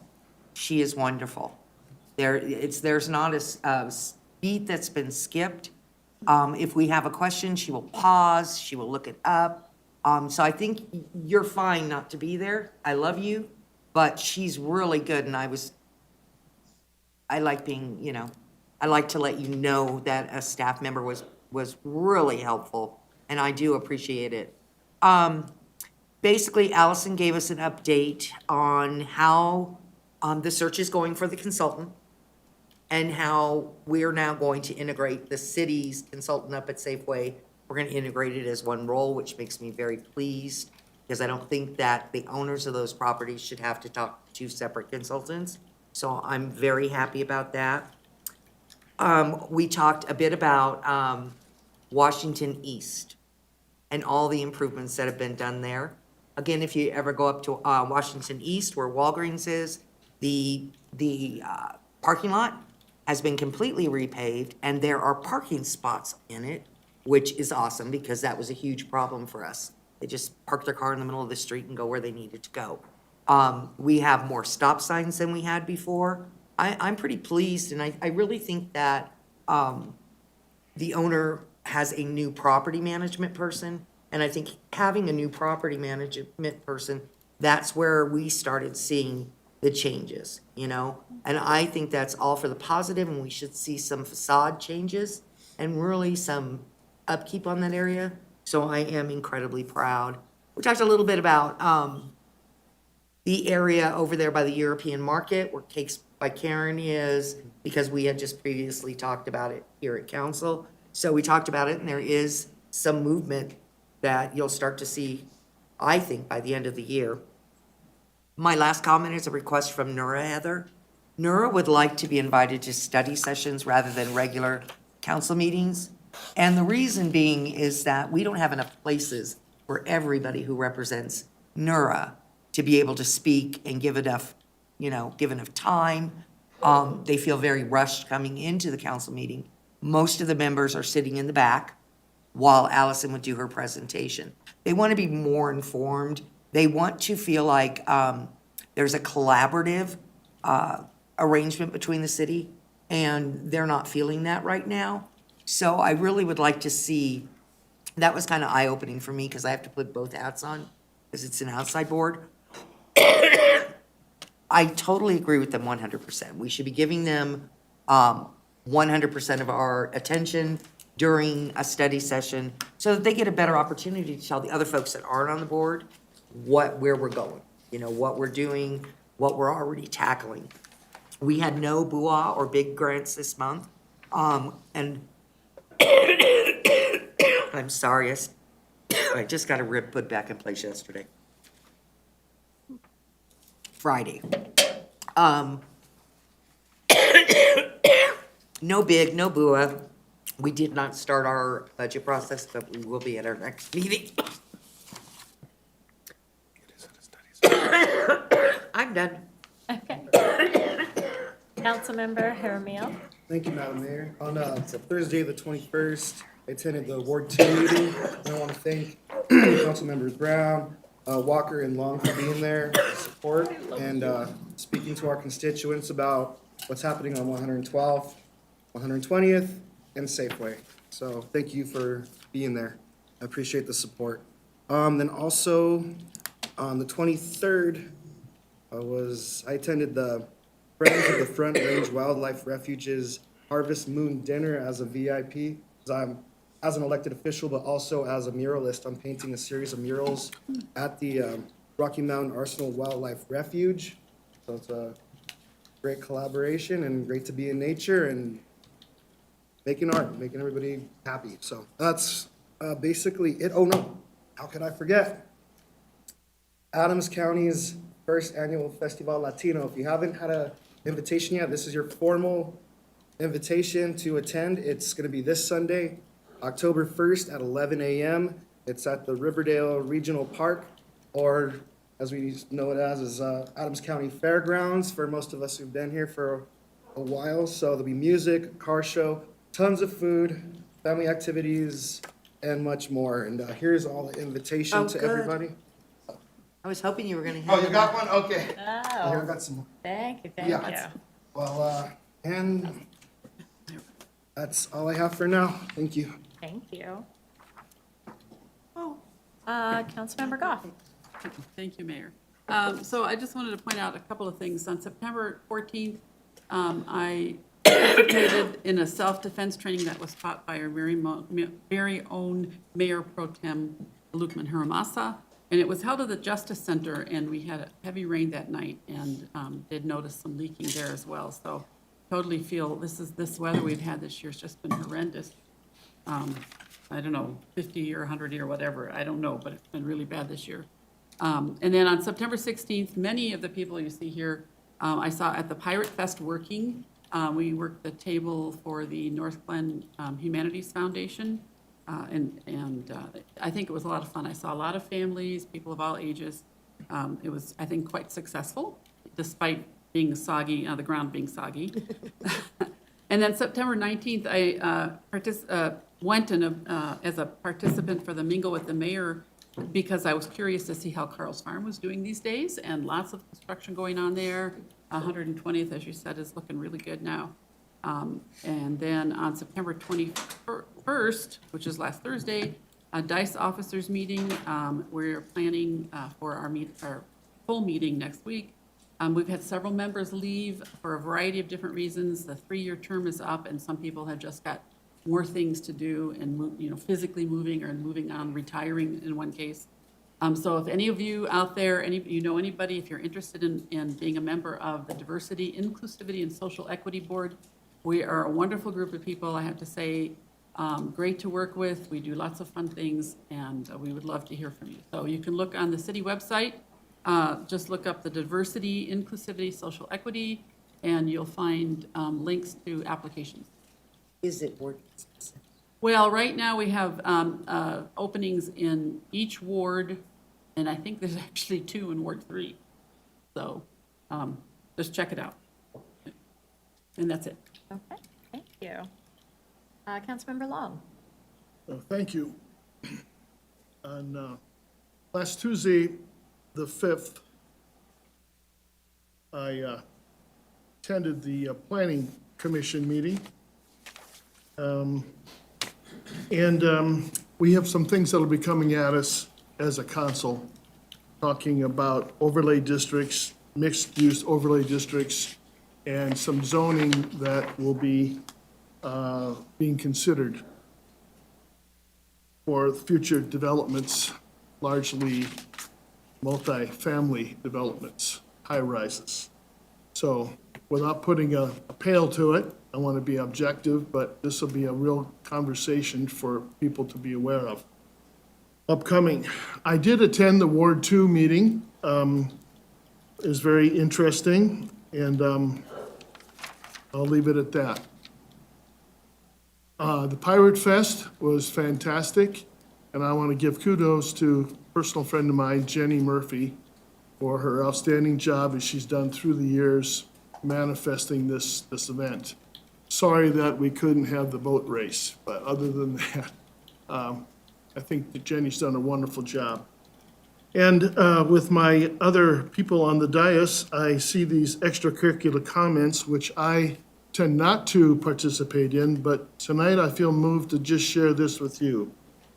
Putting resources where we can, quotes the Deputy Chief Darlin. We're short-staffed with our police department. That's a fact. We're short on monies to take care of emergencies that we heard about 112th. You might ask yourself, as a city council, are we managing our resources? Are we doing the right things? As a minority on this council, I have to tell you that I feel strongly that we are not. I'll leave it at that. Mayor Pro Tem. Thank you, Madam Mayor. I will try to keep this brief because normally my communications are very long. Thank you, Councilmember Walker, for bringing up looking at our ordinance again regarding solicitors, because I agree with the resident that spoke. That's something, a hard pill to swallow. If you can't get somebody off of your property that you don't want there, we need to figure that out. Let's see, going back to September 13th, I attended the Hispanic Heritage Committee, of which Councilmember Jaramillo and I are a part of, and he already gave out the flyers, but I had one handy to make sure if you can go, please go. There's going to be a variety of different foods, food truck. The stage is set to have different types of Latino music. So that is going to be a very wonderful experience. If you can make it, please do so. Councilmember Jaramillo already said all the details. We have our last planning committee meeting this Thursday, so that should be fun. I also attended the Indulge for Casa fundraiser that same evening. That is very near and dear to my heart, and I always end up spending way too much in the silent auctions, but that's my way of supporting Casa in my own way. Great event, and they raised a lot of money for a very good cause. On September 14th, as Councilmember Goff said, I taught self-defense class for the High Action, High Alignment group, which is through Rocky Mountain Partnership. Very amazing group, so that was great. And then, of course, the water dampened things a little bit. We did get to see that firsthand, and know we have to deal with that. It was pretty awful to see, all the water gushing through the ceiling. Talking about water, I want to also just say thank you to the residents that showed up and in public invited to be heard regarding the flooding on 111th. I appreciate you stepping up and letting your voices be heard. I also attended Pirate Fest. That was great. Got to dress like a pirate, got to mingle with people and talk to people. That's always a really great opportunity to speak with our residents, and also great to help out for the NHF. I attended the Business After Hours on September 21st. That was 4 days ago. And I'm pro-business as a business owner, of course, so it's really important, I think, for them to see council members present during some of these Business After Hours events and know that we are listening to them, hearing their concerns, their questions. It was a great mingling event, and I probably got some business cards for some business that I would like to do with them. So that was a great opportunity to find out what's going on with our local businesses. Councilmember Walker reported out on the Legislative Committee today, so I won't report out on that since we are discussing that tonight. And then I also attended the Mingle with the Mayor event as a participant. And then surprisingly, there were a lot of Ward 4 residents. The majority were Ward 4. So some great conversations after the official event. And that is all I have to report out on. Thank you, Madam Mayor. Okay, thanks. Well, you guys covered almost everything. I was just gonna thank staff for supporting the Mingle with the Mayor, and Ward 4 is always coming out. I think we need to have some sort of ward competition. Maybe we can have prizes or something, I don't know. But it's always great to get an opportunity to talk to residents, and I know I talked to a handful of Carl's Farm residents that were very excited to be included and to have us come to them. So we do try to move that event around a little bit so we can meet people where they are. And that was really fun. But that is all I have. So City Clerk Small. Thank you, Madam Mayor. I don't have any reports tonight. Okay, City Manager Guyer. 2 items for you this evening, Mayor and Council. The first is to share that we held steady at about 13,400 attendees for Pirate Fest. Attendance on Saturday was a bit higher than, significantly higher than Friday, but a bit higher than last year's attendance. So on Saturday, based on using our Placer AI software that we have, we estimate about 9,500 attendees on Saturday and then 3,900 on Friday evening.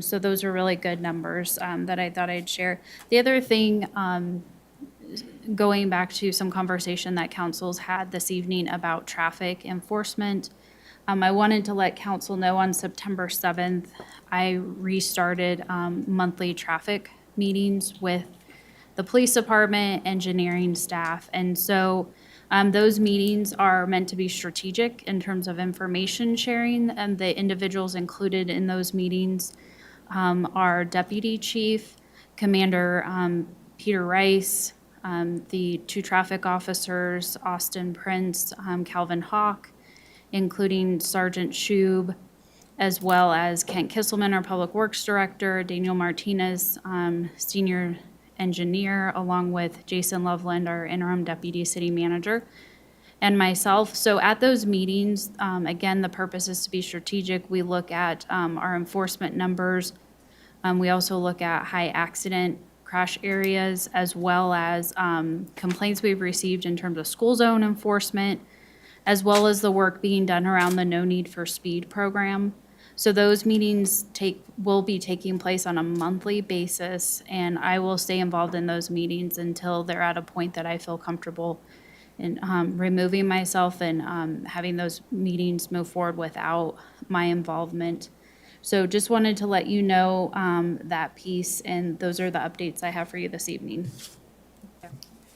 City Attorney Hoffman? Good evening, Madam Mayor, members of council. I do not have anything to report out this evening. Thank you.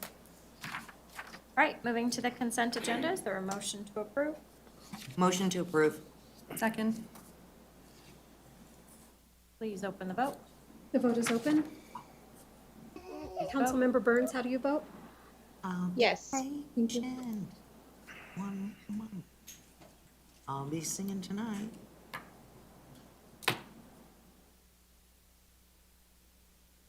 Would you like me to vote? God, 8 years. Add it up. I vote yes. Wait, it's coming home. There we go. Okay, never mind, Joanne. Okay, I will close that vote, and the consent agenda passes with 1 no vote from Councilmember Long. Okay. Public hearings. I will now reopen the continued public hearing on the application filed by Kerr McGee Oil and Gas Onshore LP for the Lizzie Pad Oil and Gas Permit in Section 36 of Weld County. This public hearing has been renoticed because the public hearing had previously been closed before the City Council requested new information. The Northglenn City Council has jurisdiction to conduct this hearing under the applicable provisions of its Home Rule Charter and Chapters 3 and 11 of the Northglenn Municipal Code. The procedure to be followed in this case will be as follows. City staff will give a brief outline of the nature of the continued application. The applicant may then present any evidence that has been provided at the request of City Council in support of the application. All persons opposed to the application shall then be entitled to present evidence in response to the additional information provided by the applicant. Any other interested persons shall be entitled to present public comment or evidence. The applicant may then present any rebuttal evidence. Council members may ask questions of staff, the applicant, and the public who testify. All witnesses will be placed under oath by the city clerk and may be cross-examined by any party, counsel for any party, or the members of City Council. Are there any objections to the jurisdiction of the City Council or to the form or substance of these proceedings? Hearing none, staff may give a brief outline.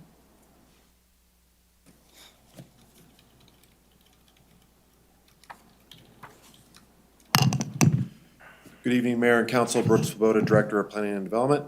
My comments here will be brief.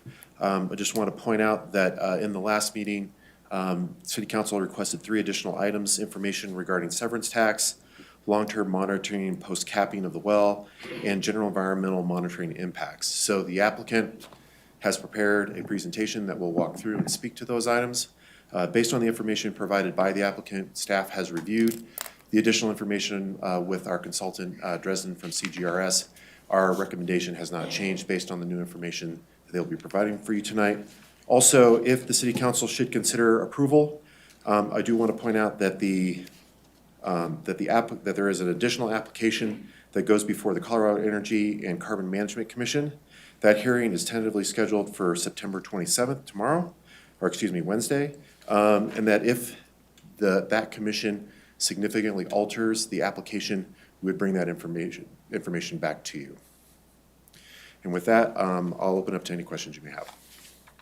Any questions for Brooke before we move on? I do.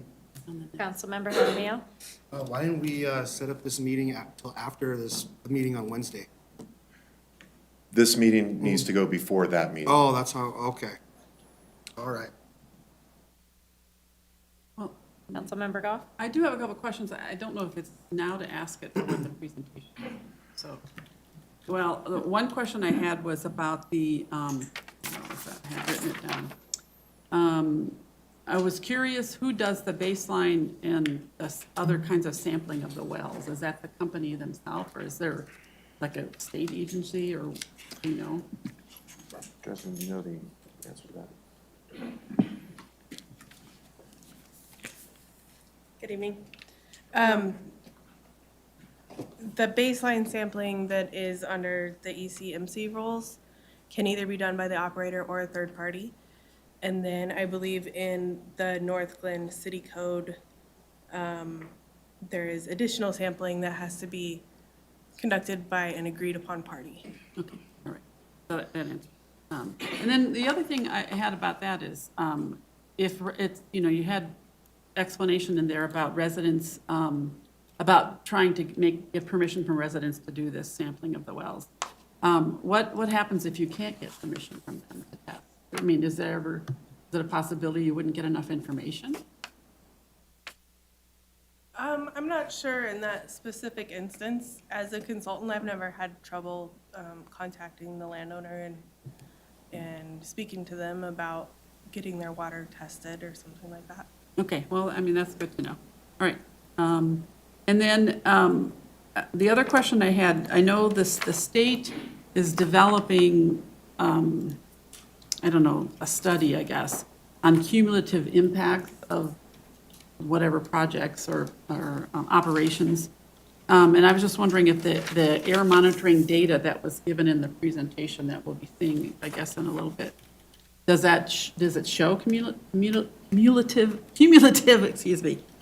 impacts, or is it just for this one operation?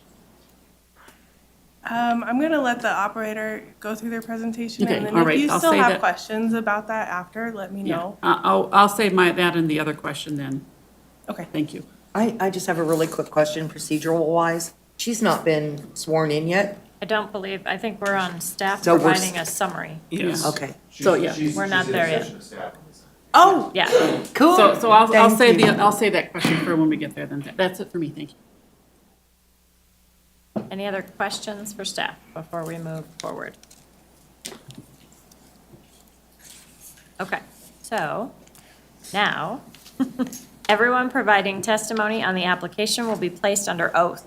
We will do that now as a group before the applicant makes their presentation. If you intend to provide testimony, please stand as you are able and be sworn in by the city clerk at this time. So if you'll all raise your right hands, do you swear or affirm that the testimony you are about to give will be the truth, the whole truth, and nothing but the truth? Thank you. I would like to call the applicant forward to present evidence in support of this application. Good evening, Mayor and members of the City Council. My name is Tracy Calling. I'm a regulatory advisor with Kerr McGee Oil and Gas Onshore LP.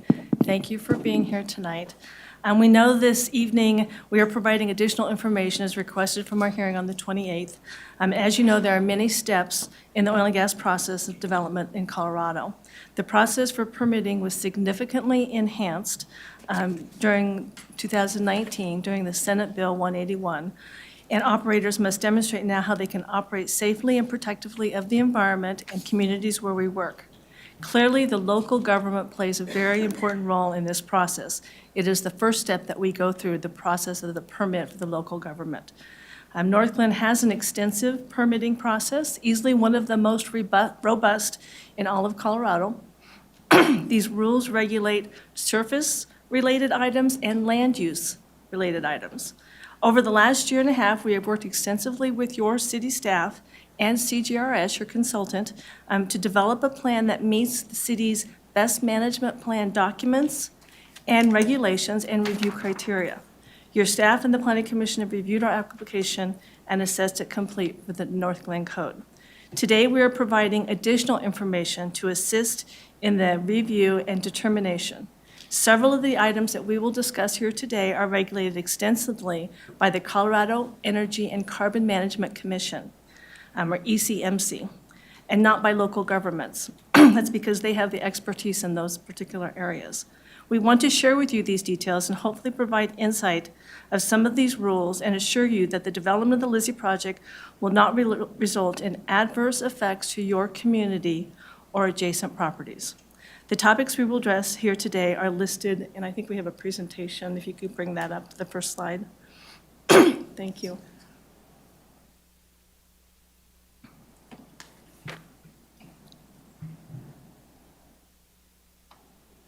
I don't know. Yeah, there should be an Yeah, introduction let me slide. jump to the.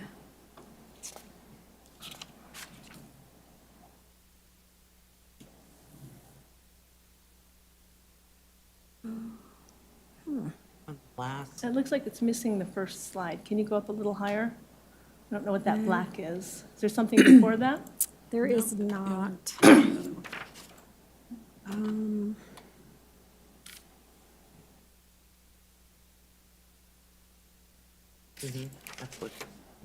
There you go. That's it. So go ahead and go to the first slide, or I can advance it. There we go. Sorry about that. So the topics that we will talk about tonight are listed here. Before we address each of these topics, I would like to address the information regarding the wastewater treatment facility concerns that were brought up at the last hearing. Notably, the wastewater treatment facility is currently located adjacent to 25 existing oil and gas wells in Section 36. Many of these wells have been in operation, some for as long as 25 years. Other wells that were drilled and completed more recently include one drilled in 1998 and 23 drilled in 2010 and through 2012. 5 of these wells are currently located 142 feet from the property boundary of the wastewater treatment facility property line. So the only reason I bring this up is I know that there is now a 1,000-foot setback.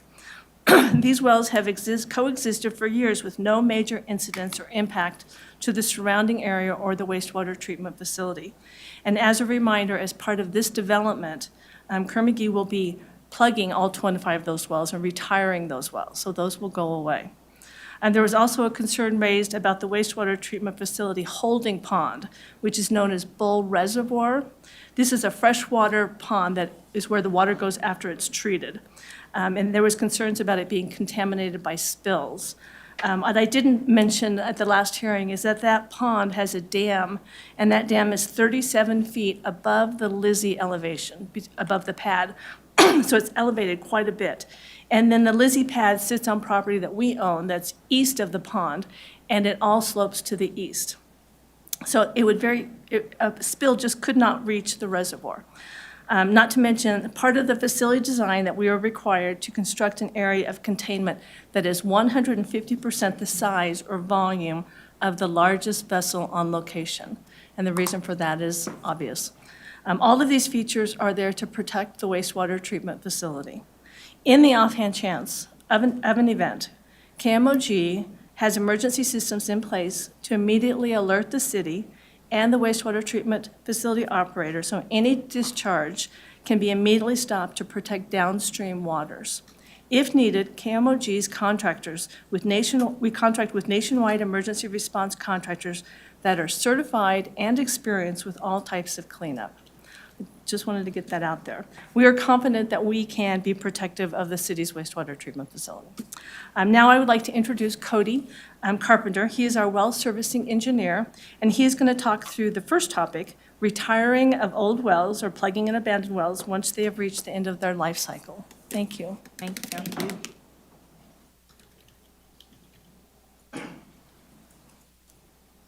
Thank you, Tracy, and good evening, everyone. Thank you for letting me be here tonight. I'm Cody Carpenter. I'm our well servicing engineering lead for KMOG in Colorado.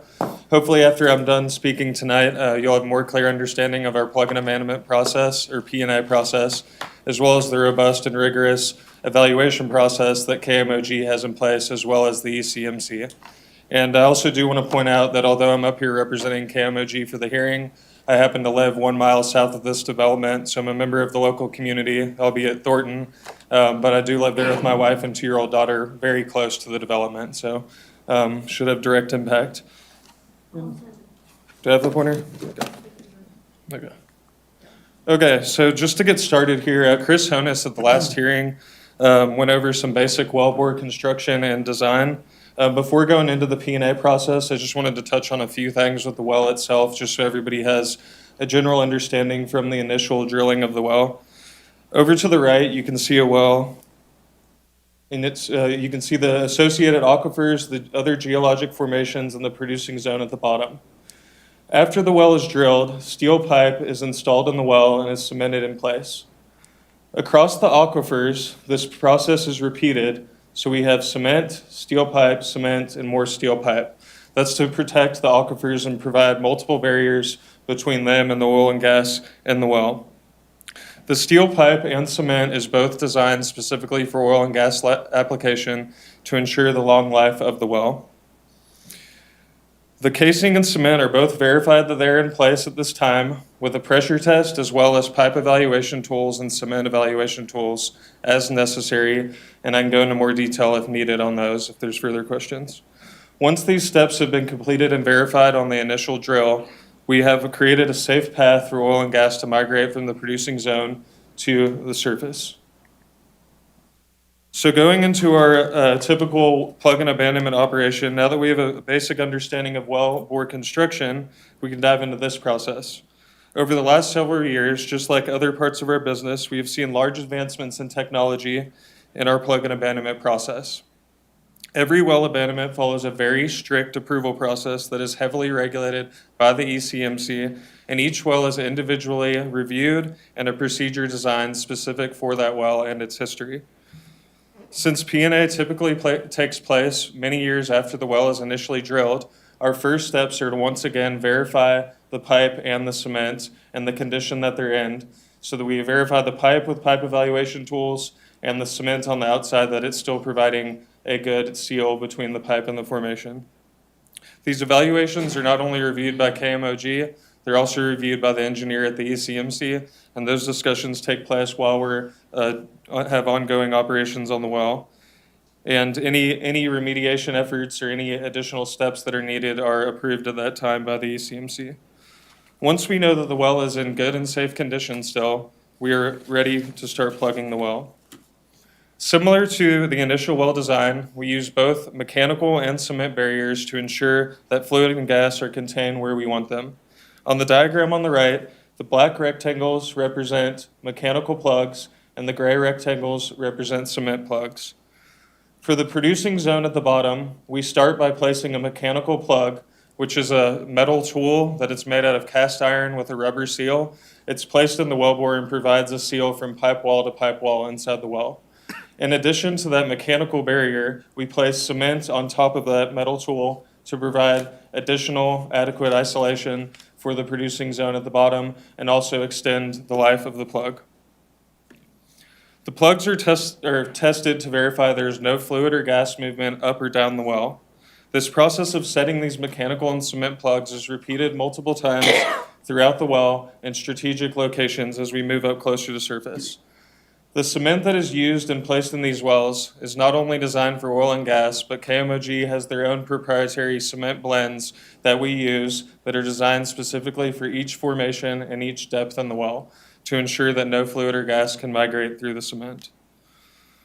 As you move up the well to the shallower plugs, each plug in depth has different characteristics, like I mentioned, and we use a combination of metal tools and cement blends to provide adequate barriers across each of those formations. Once we have placed our final cement plug at surface, we now have a well that is sealed off from formation to formation and pipe to pipe from bottom to top. Now that we have discussed our actual P&A operations with the rig, we move into our robust approval and evaluation process that each well goes through. Each well is evaluated individually since they are plugged at different times and have different well histories. Our first step in the initial evaluation is by the well servicing engineer. The engineer will review well histories, creates a procedure, and submits the necessary Form 6 or well abandonment form back to the ECMC. Once the ECMC reviews this Form 6, they review it and can at that point apply additional conditions of approval as needed or appropriate. That approved plug and abandonment plan is then sent back to KMOG. Once received, the procedure is updated and approved once again through our internal review process, where another engineer on the team reviews the first engineer's work and ensures that all the conditions of approvals are met.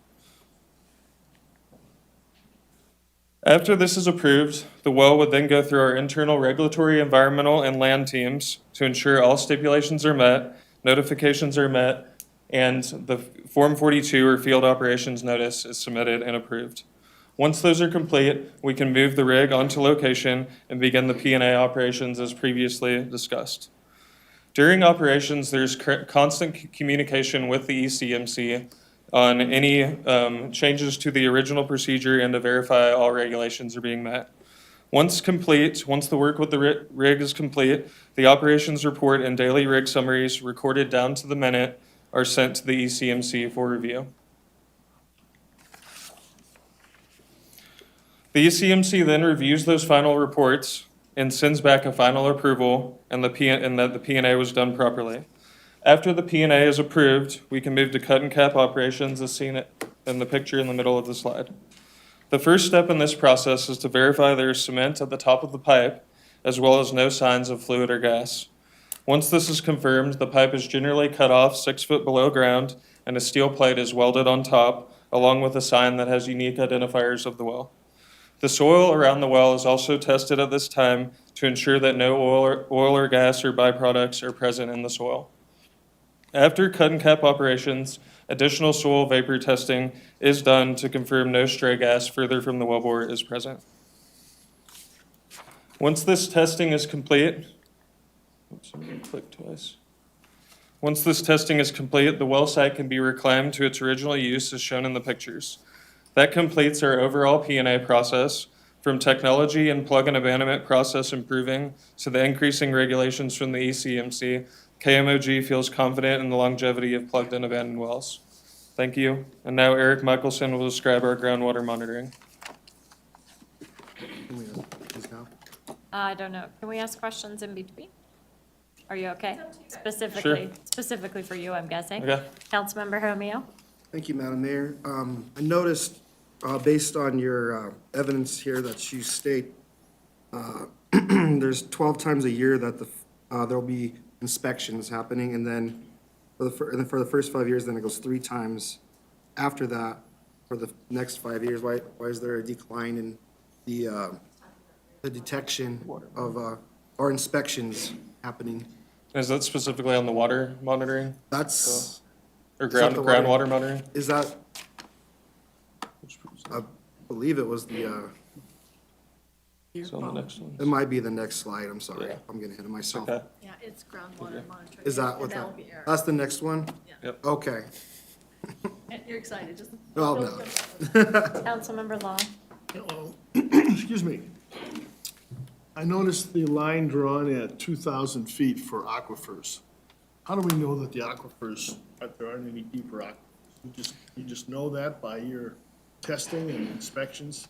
So when we initially drill the wells, we're doing a lot of logging for the geologic formations to figure out where those aquifers are. The ones that were the cutoff at 2,000 feet in the diagrams was specifically targeting the Fox Hills and the Upper Pierre Aquifer, which those have both been identified by the ECMC and state as usable water.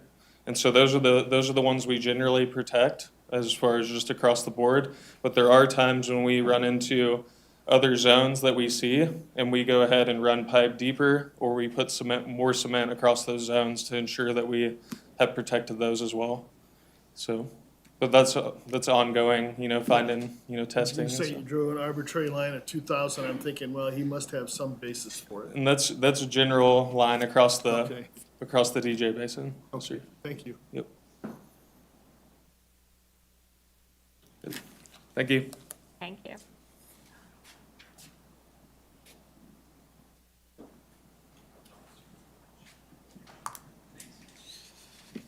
Good evening. I'm Eric Michelson. I'm an environmental lead for KMOG, and I manage our baseline water quality program. Before I get started, I'm going to answer a question I heard earlier. We do have an independent third-party contractor that conducts all our water well sampling for us. That contractor sends the results to the lab and then receives that data back and then provides reporting to us based on those results. So we're removed from that process. Follow-up question about. Councilmember Jaramillo? Thank you. So will that be happening at each of the water wells that you have listed here? The 3 water wells, the 1 reservoir located within a half a mile, and then also the 1 municipal well? I noticed that on your evidence you provided here. Yeah, I mean, every water well that gets targeted for sampling will be done by that independent third-party contractor. And which municipality is that well? The 1 well? I do not know the answer to that off the top of my head. Are you trying on section 36? 34. Not sure on 34. Yeah, so on section 34, on page 13, there's a green asterisk that says 1 municipality, 1 well. No, I'm not familiar with 34. Oh, that's the thing I don't know, like, that says 1 municipality, doesn't mention which it is. Do you see what I'm seeing on there? I don't know what you're asking. Which page of the slide deck? 13, on 13. 13 to 27. Yeah, monitoring groundwater wells. If you look on the key of the map, it says there's a green asterisk that says municipal 1 well, and it's located on section 34. I think that if it's not our, right, it falls out of our scope, right? I mean, it's up Let's to have that. them answer it, Becky. please. Pardon? Let's have them answer. Yeah, I'm not quite sure. Can you answer his question? Do you know what So- we're talking about? The independent third-party contractor that conducts all our water well sampling. Yeah, I understand. The independent third-party contractor that does all our sampling pulled these maps together for this presentation because they are the ones that identify the water wells and send out the notifications and the requests for sampling. So they pulled those together. So I don't know off the top of my head the nature of that well, but it's something, we could look into to determine who owns that well. Okay, so will the air and water monitoring representatives be the same company, or are they different? Separate companies for air versus water. Okay. All right, I'll have more questions later. Okay. All right. What slide are you on, sir? You're on this one? This Okay. slide right here, yep. All right. In ECMC Rule 615, Colorado has the strictest and most robust baseline water quality regulations in the nation, which help ensure groundwater resources in our state are not being impacted by oil and gas development. In addition to these state regulations, KMOG has agreed to comply with the North Glen Water Quality Mitigation Plan, BMP, which establishes even more stringent requirements for water well sampling and testing.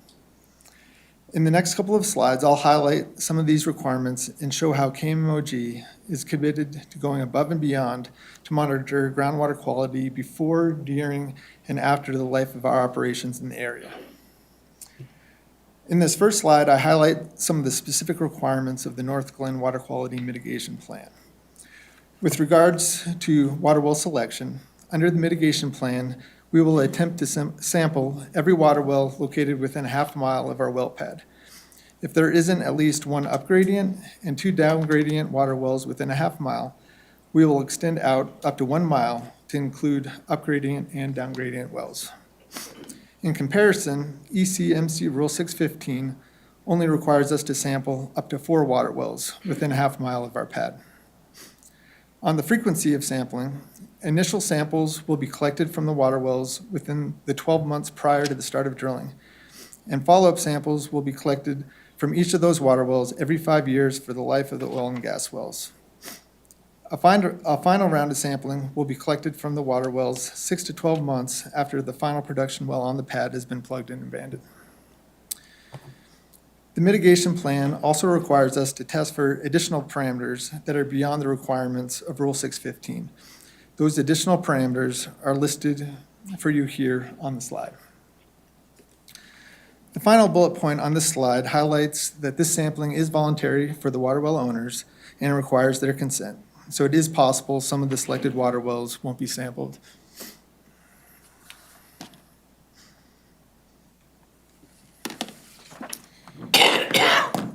This slide identifies the water wells we will attempt to sample to meet the requirements of the Water Quality Mitigation Plan and Rule 615. Our proposed pad is represented by the red star in the center of the figure. The red circle represents a half-mile buffer around our pad, and the blue circle represents a 1-mile buffer. 3 water wells, represented by the blue dots, fall within the half-mile buffer, none of which are directly down gradient of our pad. The red arrow on the figure is pointing in the down gradient direction. If we extend out to 1 mile, there are still no water wells located down gradient of our pad. Therefore, to meet the requirements of the Water Quality Mitigation Plan and Rule 615, we will attempt to sample the 3 water wells which fall within the half-mile buffer.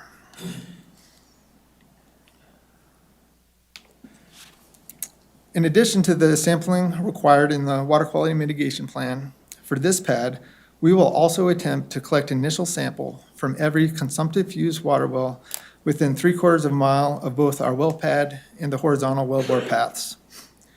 The blue area on the figure represents the 3/4 of a mile buffer. There are 50 eligible water wells that fall within the buffer, and we will attempt to sample all 50 wells. Subsequent samples from these water wells won't be collected on a set schedule, but will be collected if requested by the well owner. These additional water well samples will be tested for all the parameters required in ECMC Rule 615. Thank you. Councilmember Jaramillo? Thank you, Madam Mayor. So you mentioned, based on your evidence presented, that there's 50 eligible water wells that fall within 3/4 of a mile of the proposed horizontal drilling. And then you mentioned only 4 wells will be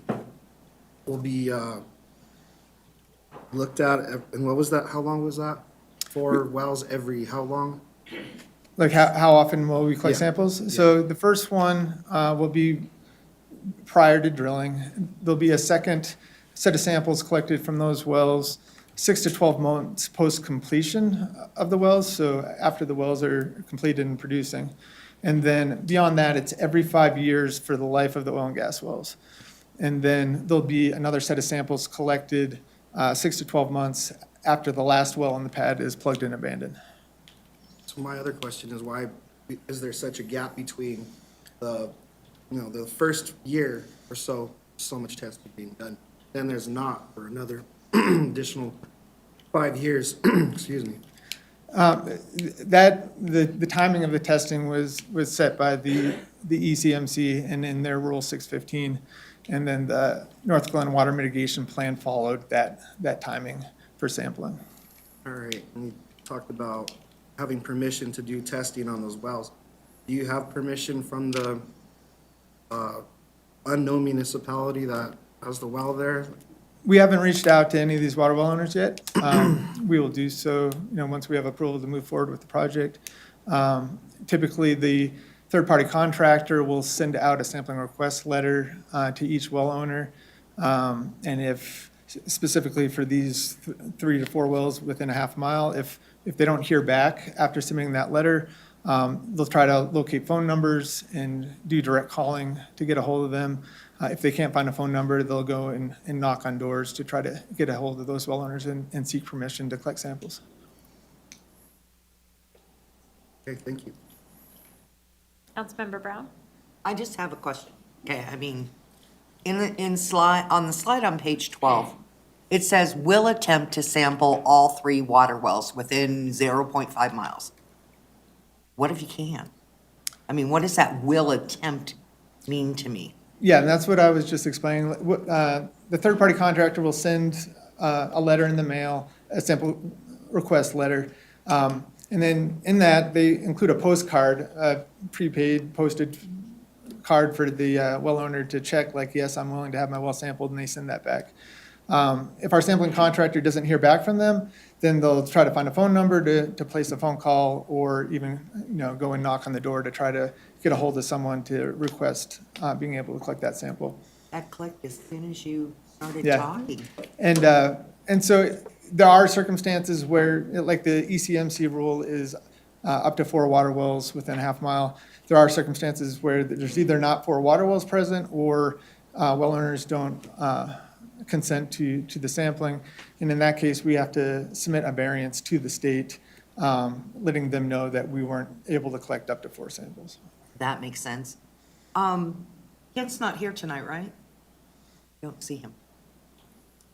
I'm gonna go back a couple years in my brain, because I feel that Kent told me that we have some retaining pool, and it may be the one we already spoke about, that we put out to the farmers. Am I missing, did I understand that wrong, or am I You're remembering? thinking of biosolids that we remove. Right. So that's something different. And that can't get contaminated by any of this? I know it's different, but at the end of the day, it's water, after they pull all the, out of it. I don't believe so. The biosolids come from the lagoons. Right. So those lagoons would be south of Bull Reservoir, if you can visualize that, as part of section 36. So they're at a different slope and elevation, but, if that's something that you'd like them to consider and respond to, certainly they can. I think I'm okay. It just is right in the middle of the big red circle, not middle, the middle side of the big red circle. I'm okay. It sounds to me that the government regulations, the government regulations really make you double check everything that you do, double and triple check. Thank you. Yes. Okay, that's it. Good. All right, next, you'll be hearing from our air expert, Chad Schlichtemeyer, on air monitoring.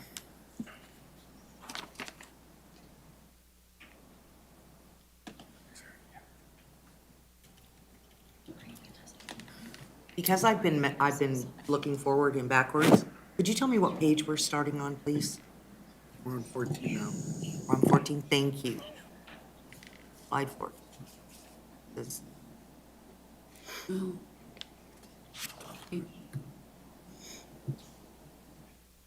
All right. You ready? Yes. Yes, sir. Hi, my name is Chad Schlechtemeyer. I'm an environmental leader with the Rockies HSC Department. Back in May of 2021, the Colorado Department of Public Health and Environment, or the CDPHE, promulgated regulations requiring air monitoring during production drilling, completions, and the first 6 months of early production facility operations. In addition, they required you to submit an air monitoring plan and get it approved prior to any activity at the location. The air monitoring plan for the Lizzie pad was approved by the CDPHE on August 14th of this year. During active operations, we will submit monthly monitoring reports to the CDPHE, the ECMC, and the City of North Glen.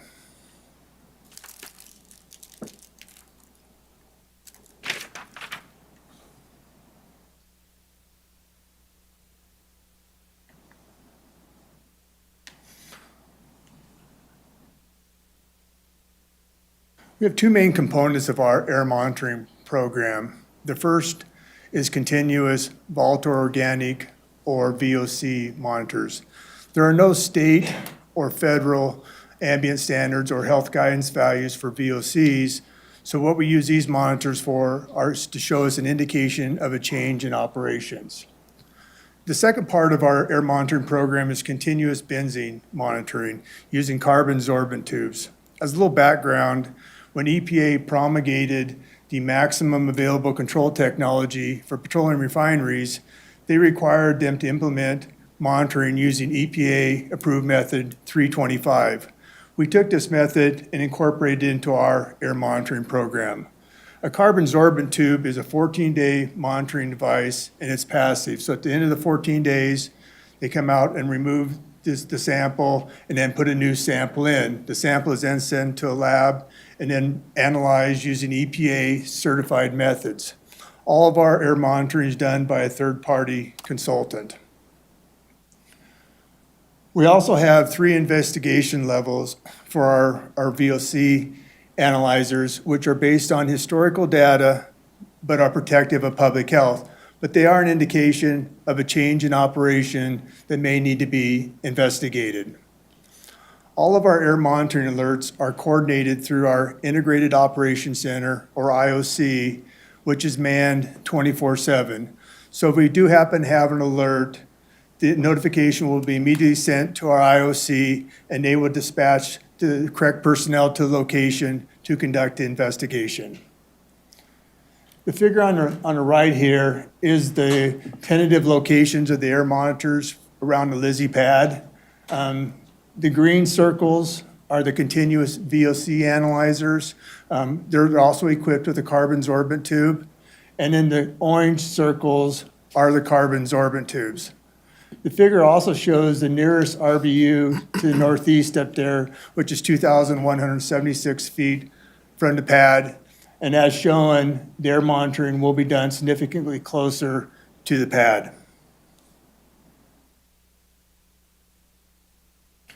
We've been using our CDPHE-approved air monitoring program since September of 2020. We've done air monitoring at 19 production drilling sites, 27 completion sites, and 15 different production facility sites. Both the CDPHE and the ECMC recognize our low-emitting production facility design and do not require air monitoring beyond the requirements in CDPHE Regulation 7. This slide highlights some of the low-emitting design features. We've engineered out the highest emission sources. We have no oil tanks at the facility. There'll be no gas compression, and all the pneumatic devices will be operated on instrument air. There'll also be controls on the remaining emitting facilities, such as the water tanks. The water tanks have low emissions to start out with, but any vapors that come off the tanks will be routed to an emissions control device with a minimum destruction efficiency of 95%. And we also have automation on site to ensure the equipment's operating properly. The tanks are equipped with pressure transducers, so if the vapors in the tank and the pressure starts to increase, that it gets to a certain level, it will automatically shut down the facility before any emissions are emitted. And also on the ECD, we have automation on the pilot. If the pilot goes out, it automatically shuts down the facility to prevent any excess emissions. We also have a burner management program on our separator burners. So if the pilot light happens to go out, it shuts off the gas to prevent any excess emissions. Since 2020, we've collected over 6,900 benzene samples. All the results have been well below the CDPHE health guidance value of 9 ppb. The figure on the bottom left shows all the samples we've taken during production drilling, completions, and production facility operations. As you can see, all the results are well below the health guidance value. Prior to any operations, we do baseline monitoring. And as shown in the figure to the right, there are some background benzene concentrations. We also do leak detection inspections. You can't see methane or VOCs with the naked eye. So what we use is a tool called an infrared or an IR camera. When you look through this camera and there's methane or VOC emissions, it actually looks like smoke. So we can take this around the facility, and if we happen to see emissions, we can pinpoint exactly where the emissions are come from. They can tag them, we come in there and fix them, and then we bring the camera back in to verify the leak has been fixed. For the first year, we'll be doing monthly IR inspections following the CDPHE Reg 7 requirements. From year 1 to 5, we're going to follow the City of North Glen BMP, which requires us quarterly inspections, and then we'll do semi-annual thereafter. We also do audio-visual olfactory inspections.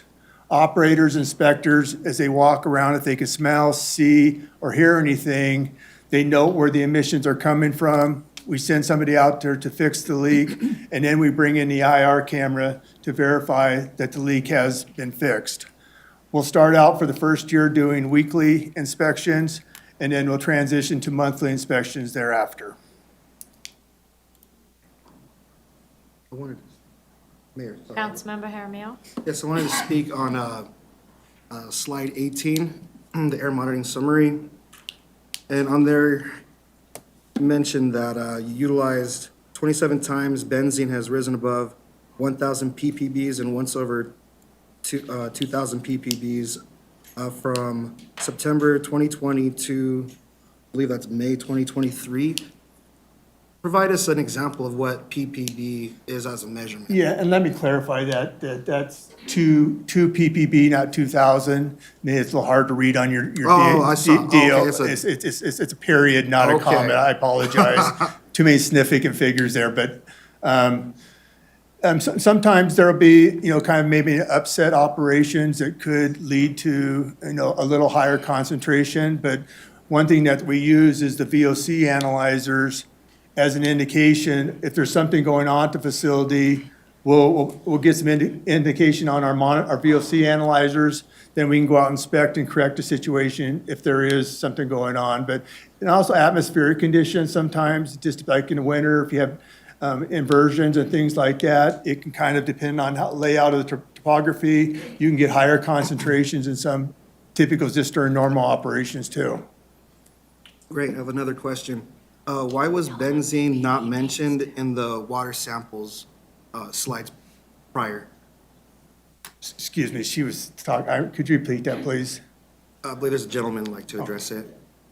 Could you come to the podium, please? Thank you. Yeah, benzene and other VOCs will be sampled for in the water well samples. They're included in the ECMC requirements, sampling requirements, and I just listed what was over and above the ECMC requirements.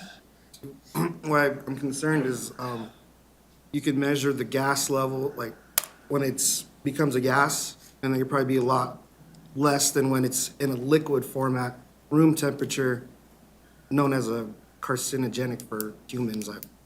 That just brings concern to me about the water. So that's why I was concerned why it wasn't mentioned. Yeah, so in water, it's not a gas, so in water, it's dissolved in the water. And so Okay. when that sample is collected, it goes directly, from the water source into a sealed container. So there's no chance for it to volatilize off or leave the sample. And so it is an accurate way to test for it in the water sample. So you said it's not a gas. Did you say that? It's a volatile compound, but and when you find it in water, it's dissolved in the water. Okay. That's why I'm concerned, is because you're addressing it with the CDPH or PHE standards for the air, but not for the water and the ground. And that brings a lot of concerns for me with the benzene. Okay. So I just wondered why that was not addressed. Yeah, I mean, it 100% will be tested for in the water. If it's present in the groundwater, it's in a dissolved form within the water, and when the sample is collected, it will be analyzed at the lab. And if there is any benzene present in that water, it will come back in those lab results. So during the drilling process, is the benzene injected into the earth and then can land into aquifers and other wells and possibly contaminate them?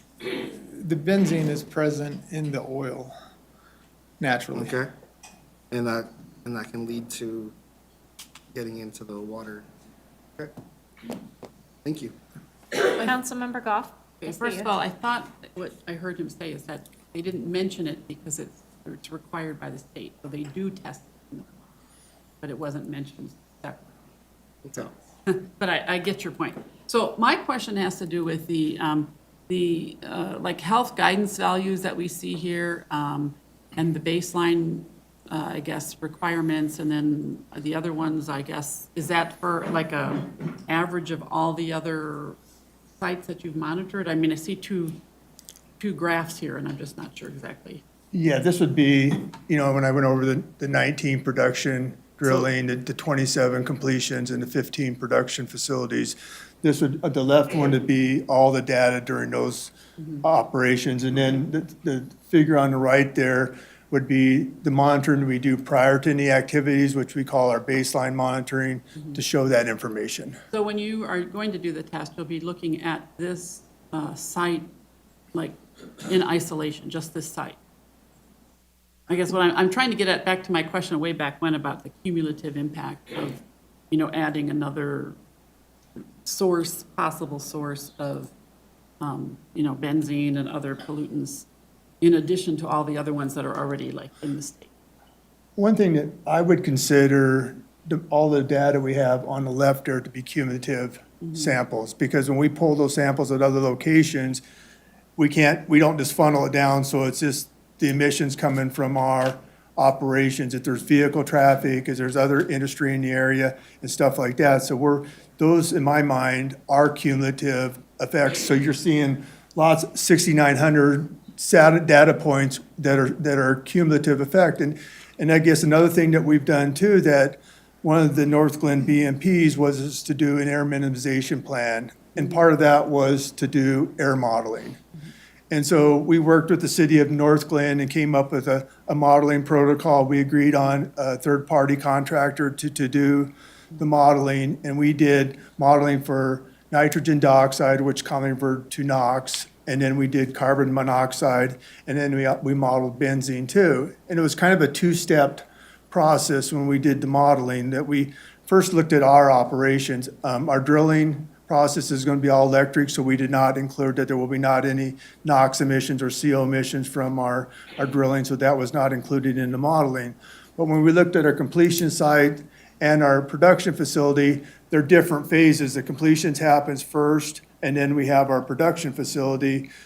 For the modeling and kind of a conservative type approach, we modeled it all together to get kind of a worst case type impact. And so we modeled that first and came up and say, what's the impact from our operations in the area?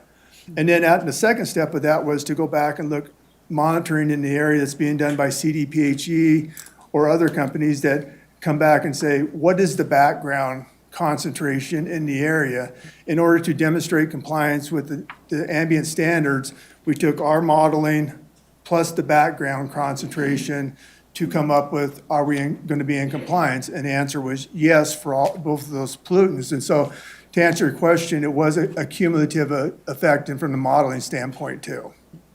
Yeah, it's just interesting because I know the state is working on some kind of guidelines or some way to figure out cumulative impact. And this, I like your explanation that you're showing the cumulative impact of all the things that you've been working on, but we have so many other companies in the state working on things too. So I guess we just don't have enough. Thank you. Sure. I'll now turn it over to Joseph Reimer. Okay. Thank you.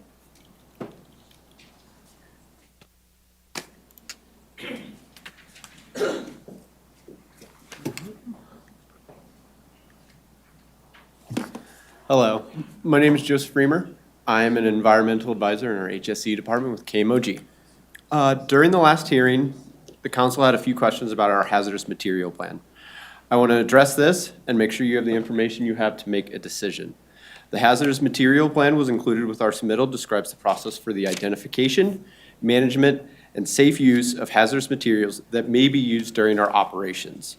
We have a comprehensive program that manages all materials, both hazardous and non-hazardous, that may be used throughout the life of the oil and gas production process. This starts with a material identification process that involves both internal parties and external vendors and reviewing the safety data sheet before materials ever enter our process. After a thorough review, a product can be added to a process and managed from cradle to grave. Cradle to grave means it is documented from its acquisition or transfer to KMOG through its use and its final disposal if necessary. This process is regulated by several federal, state, and local agencies. During the review process, a plan for the safe transportation, storage, use, and if necessary, recycling or disposal of the material is developed. This program is administered here in Colorado by KMOG employees that are certified at the state and federal level to perform this role. We have several members on the staff, myself included, to ensure proper cradle-to-grave management of materials that is both safe to the public, environment, and KMOG employees, and is in compliance with all state, local, and federal regulations here in Colorado. Do you guys have any questions? Councilmember Jaramillo? Thank you, Mayor. So will you or any other representative or number of people be here for a monthly reporting on it? I believe it said there's something on there, reporting to North Glen City Council. We can if that is a BMP that we are committing to. Read it somewhere in there. Go ahead. I read it But yes, somewhere. we can have a representative to speak to those specific matters if necessary. I think that's well in advance of what our BMPs are, to actually have them appear at a city council meeting monthly. But we can certainly have reporting requirements that we can provide to council, so you have access to them if that would be your preference. It doesn't have to be that many. I just read it somewhere in the Doesn't have to be in monitoring. person. Yeah. Maybe, that's the point. Oh, okay. And then just as a note on that, a lot of the chemicals that we used are disclosed through Frac Focus, which is a public website that is accessible to any of the members of the council at any time. And additionally, that information is also provided to the ECMC.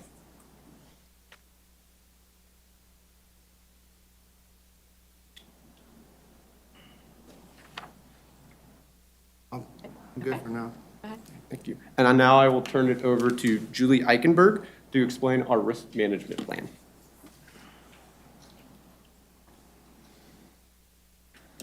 Good evening. Sorry. Good evening. My name is Julia Eichenberger. I'm the Rockies Facilities Development Lead for KMOG. The City of North Glen requires a risk management plan be in place for oil and gas development. KMOG submitted our risk management plan for the Lizzie pad with our permit application. Staff and outside consultants have had the opportunity to review the plan, and they've determined that the plan meets requirements of the city code. KMOG is committed to completing the activities and the documentation described in the RMP. We did want to take the opportunity to clarify some of the questions regarding the RMP and why documentation described in the plan only shows examples of format and not the documents themselves.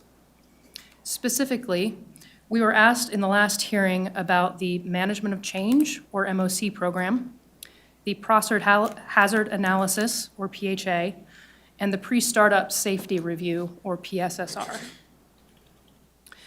The MOC is an established program within KMOG that ensures that any changes to facilities, including its initial commissioning, are properly executed. We may refer to an MOC, but in reality, that is a series of documents and actions that are taken to ensure that any change made to a facility is reviewed, approved, communicated to the field, and implemented safely.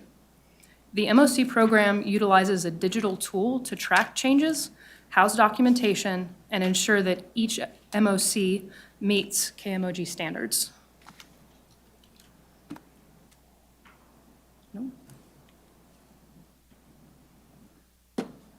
Our MOC process requires that a process hazard analysis, PHA, is conducted, and any recommendations from the analysis for additional risk mitigation are incorporated into the final facility design.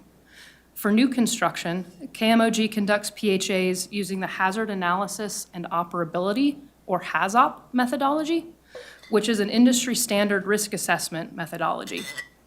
Examples and descriptions of this methodology were included and detailed in the RMP. The documentation that is produced during the PHA details all the risks and their mitigations, and as such, it could be used as a roadmap to deliberately damage the facility and in turn cause harm to the public. This portion of the risk management plan is required by law to only be confidentially shared in certain circumstances with agencies that have appropriate jurisdiction. The final document referenced in the RMP during our last hearing was the pre-startup safety review. An example of the documentation associated with the PSSR was included in our risk management plan. The pre-startup safety review is an activity conducted to ensure that the facility was built in accordance with the final design prior to the actual startup of the facility. Construction, engineering, and operations personnel do a final walkthrough of the facility to ensure that what was actually built meets the design intent and is safe for startup. As such, it cannot be completed until after construction. I'll now turn things back over to Tracy Calling unless you guys have questions. Do you have any questions for this presenter? Let's see.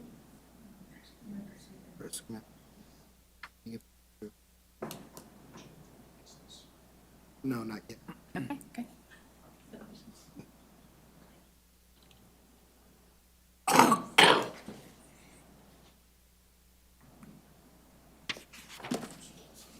So the emergency management, or emergency response plan that was included in the submittal meets the requirements of the Northglenn BMP document.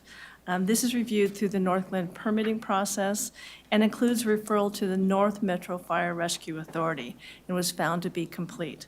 This plan includes the information listed on this slide and necessary in the event of an emergency. In addition, since we did not receive any comments from the fire department on this, I did reach out to them in July, and I talked to Deputy Chief Jeff Beebe just to make sure he had gotten the plan, see if he had any questions. We had a long conversation. He's very familiar with oil and gas. There's several oil and gas facilities within their district. Their district covers a large area, and some of our locations are within their district. They're very familiar with our operations. He didn't have any questions at the time, and he was fine with our emergency response plan. But that is in your packet, or was in the original submittal, if you have any questions on that. Do you have any questions on that for now? Okay. Now I would like to introduce Travis Holland. He is our tax expert, and he's going to share with you some of the benefits that Northglenn can expect in the way of tax revenue. Quick question, Mayor. Councilmember Jaramillo? Thank you, Mayor. So on the emergency response plan, it states that you have the chemical storage list, but why are there none listed? In the emergency response plan? Yeah, it says on the third bullet down, it says chemical storage list. We include that in the tactical response card, and we provide that to them as a separate document when we're closer to getting ready to submit operations, because then we have a complete list of all those chemicals. Okay. We do have a hazardous materials list that does list chemicals that are on location during operations as well. Okay. Thank you. Sure. Any other questions? No? Okay.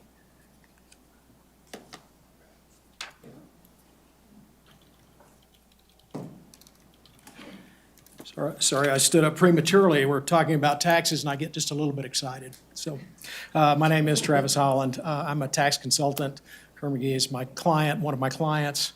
I live in Castle Rock. I'm a certified public accountant. I'm licensed to practice in the state of Colorado and in the state of Oklahoma, my home state, my original home state.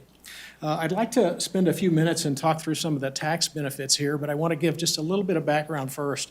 My client asked me to come here tonight in direct response to some questions about information that you received previously. There was some discussion about whether we were using the right rates and those sorts of things. I'd like to put all that conversation to bed. If you've ever had a question that you wanted to ask the guy behind the curtain with respect to taxes of oil and gas, this is a great opportunity. So if you have a question about anything I say or anything you see, please interrupt. I'm an open book here, and I love to talk about this stuff. So brace yourself, okay? All right. So with respect to the city of Northglenn and this particular project in particular, there are two main revenue streams that should be of interest to you, because this is money that comes to Northglenn. And we have kind of honed this down There are many, many other benefactors with respect to tax revenues that we're not discussing tonight, schools for one. But this is just your share, if you will. This is just revenue to the city of North Glen. And you can see that I've got the two revenue sources, the property tax, also known as ad valorem tax, and you also have a use tax that this project will be subject to.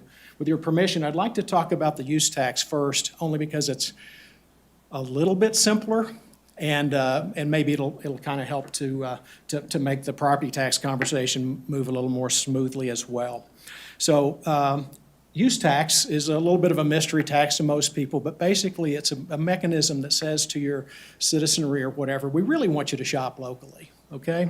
We don't want you to go out of town and buy from somebody else because you can get a better deal on it, because technically, even if you do, if you bring that tangible property back into the city of North Glen, if that's where you live, you're subject to use tax.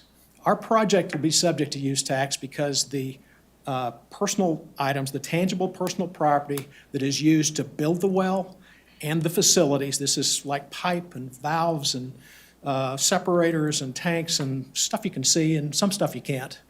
All of that is subject to your sales tax once the consumption occurs in your city, right? The process that most companies use with respect to getting these items where we can get our hands on them, and also the fact that these are big companies, they usually want the economies of scale that say I can buy large quantities and get a volume discount, that sort of thing. A typical scenario would be that the company would purchase large quantities of pipe and those things I mentioned, have them delivered, in this case, to a yard, probably in unincorporated Weld County. The company would pay the state sales tax at that time, but because Weld County doesn't have a sales tax and because the yard is most likely outside of a city jurisdiction, that's about all the sales tax that's collected at that time. But there's a process within the accounting system of the company that tracks where those items go, where they're installed, and it triggers a group within the company called the Sales and Use Tax Group, and it will tell them you need to file a use tax return because you just took those items out of that inventory from that yard in Weld County, and you installed them in North Glen, and North Glen has a use tax, and you haven't already paid a sales tax to a municipality previously. So that process is established, it works, and all of that. Most likely, and I apologize for not being an expert in your permitting process, but most likely, the company will be required by your code to get a building permit, and oftentimes a portion, if not all, of the use tax is collected at that time. So the numbers that I'm sharing with you here, which my best estimate of what that would be for this project is about $850,000 to the city of North Glen. That would be your use tax on this project. And to put that into a little bit of perspective, I went to your website, and I looked at 3 years of actual history, and you're currently collecting about $3.5 million a year in use tax. And that's history, it's public information. So that $850, that's about 24% of what you would, what you're already bringing in. So I would consider it significant as an accountant. Obviously, that's for you to decide for yourself. But it's a consequential number. Now, to be fair, it's a number that gets paid early in the process, either through your permitting process or right after the wells are turned over to sales. But we pay it once, and we have completed our obligation with respect to the use tax. So unless you have a question, and like I said, I can talk about this stuff all night. If you've got a question about use tax, this would be a good time to bring it up. Councilmember Jaramillo? Is that a no? Is that a yes? It's a yes. Okay. So you said in the first 3 years we'll be getting the 75%, or based on your evidence here, it says 75% for the first 7 years, but there's a deep plummet for the second year to 100K. Then there's the 3 spikes that are in the substantial amount of money that you mentioned early on in the reflecting that graph. So my question is so I know one of the selling points here is that you're getting a lot of money right up front. Why does it plummet down to 100K over time? Okay. I'm not so much trying to convey that graph is really more reflective of the ad valorem tax than it is of the use tax. So we're really talking about two different taxes here, and I apologize if that's not clear in the presentation, but that graph looks to me like they're talking about your total revenues, and we really haven't gotten to the property tax piece yet. With your permission, I'll address that specifically when I talk about the property tax, because that's where the big dollars are. Is that okay with It you? averages to about 200,000 a month. Would that be safe to say for the tax revenue that you're about to refer to? That'd be safe to say? May I answer your question a different way? Please, if you don't mind? Yes. So if you're looking at the graph with the green line on it, we're starting on the left, and you get an initial payment that is the use tax. And then you don't get any more money from us until we start paying property tax. That's why the graph drops to essentially zero over the next few months. And then once those wells are turned over to sales and it becomes a property tax obligation, and you see that it spikes to a colossal number, and then after that, the production continues to decline. I can kind of cover that in the property tax piece. That's why I was trying to get this use tax piece out of the way first. And one thing you mentioned, you said turnover to sales. Is that the company selling to another oil company? It's a Is that what term that we means? use internally, and I apologize to all of you because I've heard my brethren, and these are people that I used to work with, okay? And I love these people, okay? We use so many acronyms, it's probably embarrassing. And I'm afraid that in the tax world, we kind of have our own acronyms as well. I don't even know if they still call it turnover to sales. I retired 3 years ago, but that's what we used to call it. It's a triggering mechanism. I promise you I'm going to cover all of this in the property tax component. If you just kind of let me walk you through it, I think all of this will make more sense. Well, it did trigger me because it's saying that they're gonna sell a company. That's what I thought. That's what I was hearing. Let me address that let me just deal with the property tax piece too then. Okay. Because I think we're getting a little bit out in front of our skis, okay, if that makes sense. And that's not a Okay. criticism, I'm just saying, we're talking about tax here, so give me a minute, okay? There's a lot of buying and selling going on in this industry. Okay. So let's talk about, Hold on. Councilmember Long? I just have a real quick one for you. Sure. Just to make sure I did my math right. 4%, that gives you $850,000, tells me that it's a $21.25 million project. Sounds about right. Is that correct? Yeah, and I don't do that No, piece. but that's, I just worked it backwards. If you- yeah, They're if they're you- all nodding yes, so, okay. Yeah, it'd be about 21 million. There will be other dollars spent in the project that are not subject to use tax or sales tax because they're like salaries and stuff like that. Salaries are not subject to sales tax or use tax. But you're doing the math right. It's a lot of money up front. The company invests huge, it's a capital-intensive industry. That's consistent everywhere we do business. Okay. Let's switch over into the property tax piece of this. The town of North Glen has a mill levy. You collect currently, I went back to that same source, and you collect about $5.2 million a year currently in property tax. And that's from all kinds of property, residential property, commercial property, other oil and gas wells. It's all in the bucket. You apply your 11.597 mil rate to that. That rate, which was questioned last time, I want to be really clear about this. That rate is certified. This project is in Weld County. The Weld County assessor certifies your mill levy every year. They report it to you and the public, and that's what Weld County says. Adams County does the same thing for the part of your town that's in Adams County, and it also says that it's 11.597 mils. That's for the property tax. So with this project, and we're only showing you here, I believe strongly in under-promising and over-delivering. So we're trying to be really conservative with these numbers. They're based on a good faith guess of what we think the future is going to hold. But anyway, I think we're being really conservative here. And we're really only showing you the component that is produced by the producing mineral estate. That's those sales representative that you're, or council member that you were talking about, that turned over to sales things. That in Colorado, for oil and gas wells, the value of the producing mineral estate is deemed to be whatever you sold from it in the prior year. And those are wellhead sales. We can go down that path if you want to get into the weeds just a little bit. But unlike other kinds of property, houses are determined, the market value is determined by comparable sales. Commercial property, they'll usually do some kind of an income valuation to determine that. But for oil and gas, which is its own class of property for property tax purposes, it is revenue. It is a revenue-based tax. So as sales occur from these wells each year, all of that gets added up at the end of the year, reported to the county assessor by April of the following year. The assessor reports that to the treasurer. They send out a bill. The operator pays all the bill the second year. That's why there's a delay, and that's why that line goes down so bigly, pardon me. I have an education and I didn't use it, I'm sorry. So that's why that line goes down. So, I'm embarrassed. So significantly, just right at the beginning, because there's a period of time in there where activity actually is occurring, but the tax cycle hasn't caught up with it yet. So that's all I'm trying to do. We're trying to show you these figures based on when you will receive the money. That's what I'm trying to share with you. So if you look at the life of these wells, and it's a great observation, you see the green line, and it starts really high, and then it falls like a rock. That is common.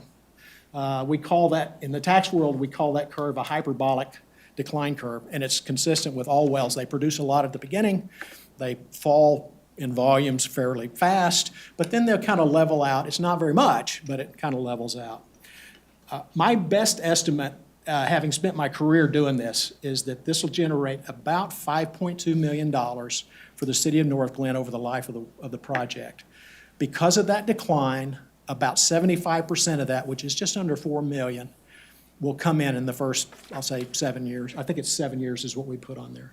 So it's kind of front-loaded, and that revenue does come into you. But if you add them together, the 5.2 and you're a little over $6 million in total revenue to the city of North Glen.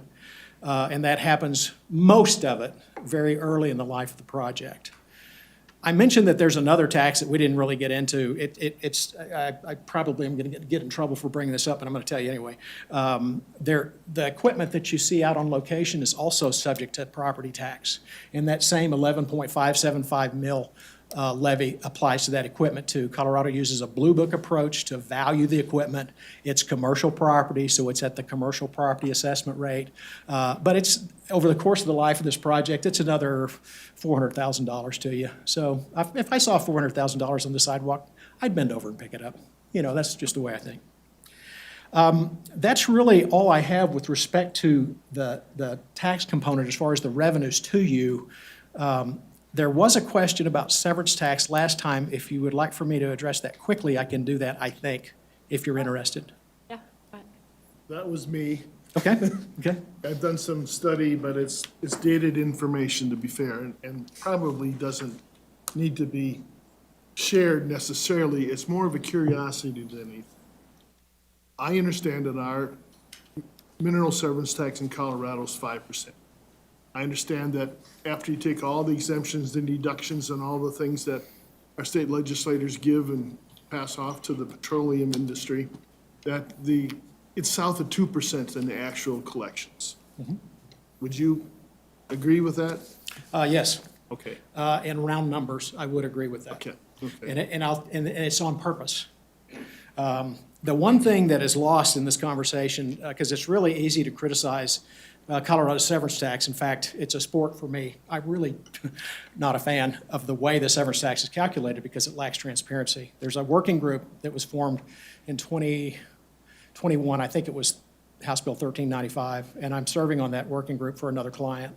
But beside that, someone long ago recognized that if you're in a community and you have oil and gas development in your community, there's going to be at least some inconvenience associated with that. And somebody in the legislature long ago, long before I came here 15 years ago, somebody decided that we think that Colorado's tax system should reflect that, and that those local communities that are dealing with the inconvenience of oil and gas deserve what I call the first bite of the apple and the biggest bite of the apple. Colorado's tax system absolutely does that. Because the reason, I'm jumping ahead of myself here a little bit, the reason Colorado does not collect a lot of severance tax is because, depending on where you are, it collects a lot of ad valorem tax. Let me quickly explain that to you. For property tax purposes in Colorado, there are 3 classes of property. I mentioned this earlier: residential property, commercial property and the producing oil and gas mineral estate. It's its own class of property in the state of Colorado. With respect to assessment, the formula is always the same. I take market value times the assessment rate times the mill levy, and that's your tax. In your instance, we're talking about the 11.597 mills. That's not the only tax we pay, okay? The market value on the residential property, you apply an assessment rate of just under 7%. It's kind of wiggling around at the moment, but it's just under 7%. Commercial property is just under 29%. It's going back to 29%. The assessment rate for oil and gas production, and again, this is on wellhead revenues, not income, is 87.5%. That is 3 times what commercial properties pay, and it's more than 12 times what homeowners pay. I'm not asking for sympathy or not asking to change anything. I'm simply stating a cold fact that Colorado essentially disproportionately taxes oil and gas production for you guys, for local governments. The system is built that way. And because it's a tax on revenue and because the state severance tax is in addition and also on revenues, the math won't work if you come in and say, we've got to have the full 5% for the state every time, because it will make certain locations uneconomic. They'll just never happen. The other thing that makes this story true, and this is all stuff you can look up, unlike any other state that I've done business in, the ad valorem tax rates, those mills, your mill and all those other ones, at any given location, you simply add them together, all the jurisdictions that get to tax property at this location where this microphone is, and that's your tax rate for property tax purposes. Those rates, which apply to all 3 classes, but us disproportionately, those rates are all over the place in Colorado. I can show you property tax rates that are around 3%, and I can show you property tax rates that are 50%. And I can show you everything in between, and I don't know any other states that do that piece that way. So Colorado's severance tax system, in simplest terms, says if you're paying a lot locally, you will not pay a lot to the state. But if you're paying less locally, you'll pay more to the state. With all of the current system's flaws, that's the one thing that they got right. That's why there is an ad valorem tax credit, although it's very confusing to to do the math on it. Especially when you look at our neighboring states. Right. North Dakota, Right. Wyoming, Montana. Right. Norway. Yeah. Yeah. They take 11.5%. Right. But, yeah. But I'm sure you got a clarification on that. I don't mean to confuse the dais with this, I really don't. I'm just, I thought you might be curious about some of these things. So the simple comparison is always to Wyoming. You know, Wyoming, they've got a 6% ad valorem tax rate, essentially statewide. And then you add a higher rate to that for severance tax. So they're charging 12, 13, 14% right off the top. Well, Wyoming has something that Colorado doesn't have. And this is just in simple math, okay? They have economies of scale. If I go to Wyoming, I can talk to one landowner and I can negotiate leases on literally sections of property with one landowner. So there's economies of scale there. I also don't have communities to drive around and all of that. And my client's getting nervous back here because I'm getting out over my skis. But I can do things where I can afford a smaller take because it's made up, it's like Walmart, right? It's just, there's so much volume there, we can afford to do that. Wyoming doesn't have the extensive regulatory requirements that Colorado has, as you heard my counterparts explaining to you. That has a very high cost associated with it. And I'm not suggesting that Colorado shouldn't have that. I'm simply acknowledging the fact that, you know, instead of dealing with one mineral owner in Colorado, I might be dealing with 100 for, you know, that's just an example. And I'm certainly have higher operating costs and the like. So I'll tell you what I always tell legislators, because I spent some time at the Capitol talking to them. Tax is a funny thing. Tax is like tools in a tool bag. Every state has access to the same tools, but not every state uses those tools in the same way. Some states rely more heavily on certain tools than they do on other tools. Back to Wyoming, they also don't have an income tax. So, you know, that's just one more of those factors. They have decided to go down a certain path. And the business model supports that there. The business model in Colorado wouldn't support those kind of tax rates. Thank you. Certainly. Councilmember Jaramillo?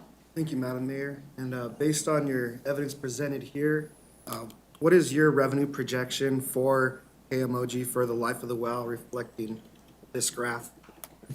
I don't know that I have that with me. That was provided to me by my client so that I could do the calculations. There is one component of that to keep in mind. That is, first off, revenue, not income. And secondly, there is a state ownership in these properties, and it has been taken out. I think it's about roughly a 3% state land board ownership in that section. So they are exempt from the property tax. The use tax is paid all by the working interest owners, so that has nothing to do with them. But, you know. So what would you multiply this amount by to give us a ballpark? You know, when you say Well, you could 1.3 divide- million. Yes, I apologize for Then you- interrupting. You can do the math backwards. You can take the 5.2 million, divide it by your mill levy, divide that by 87.5%, and it'll get you in round numbers, the total revenue. And keep in mind that Kerr-McGee might or might not get all of that. There could be other owners in these wells. But we're required to report taxes on what we call an 8/8 basis, which is the operator's responsible for everybody in the well, as long as you're not exempt.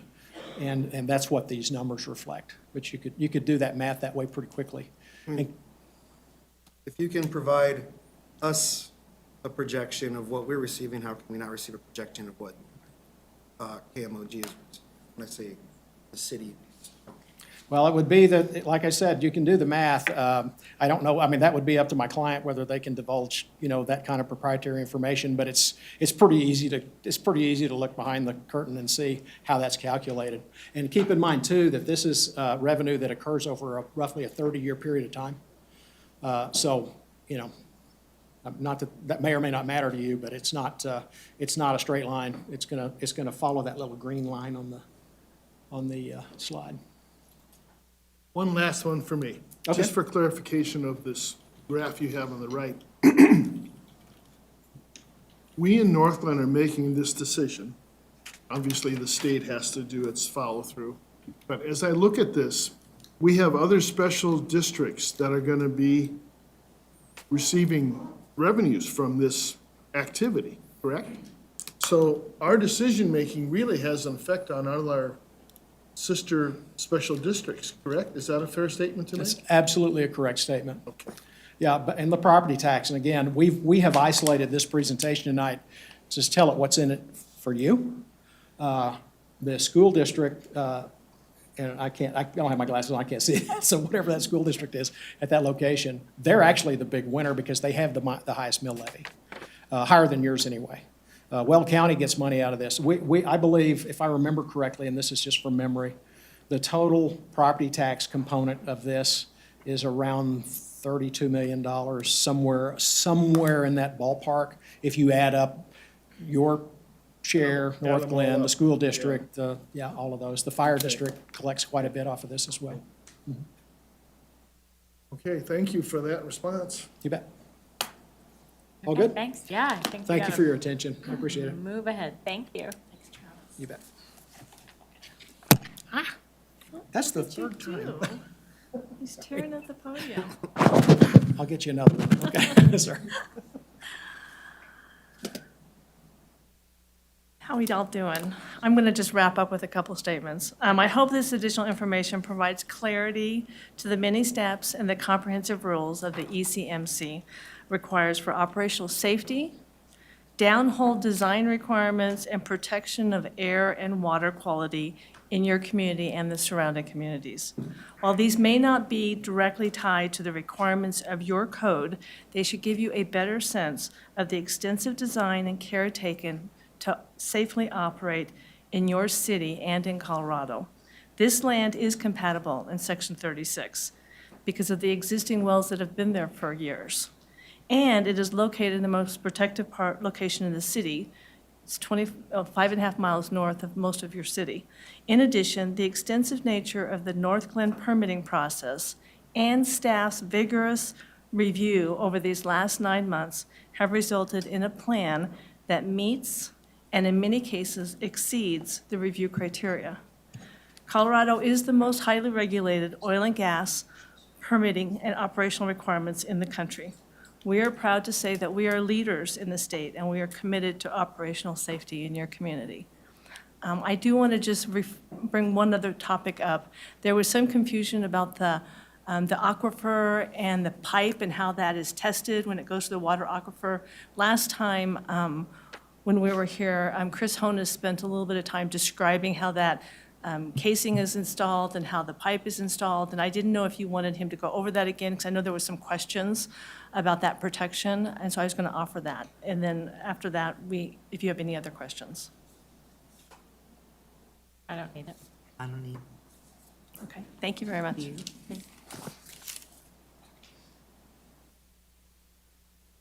Okay, any other questions for the applicant before we move on? Okay, all persons opposed to the application are entitled to present evidence at this time. Comments are limited to 5 minutes per person. Please state your name and address for the record. Is there anyone here who would like to provide comment? Is there anyone on the phone who would like to provide public comment? You can unmute yourself by pressing *6.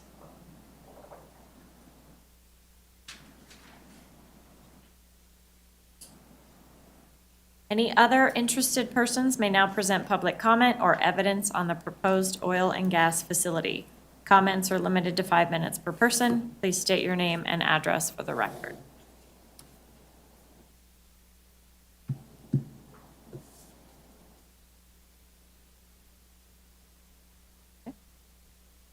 Does council have any other questions for the applicant or staff?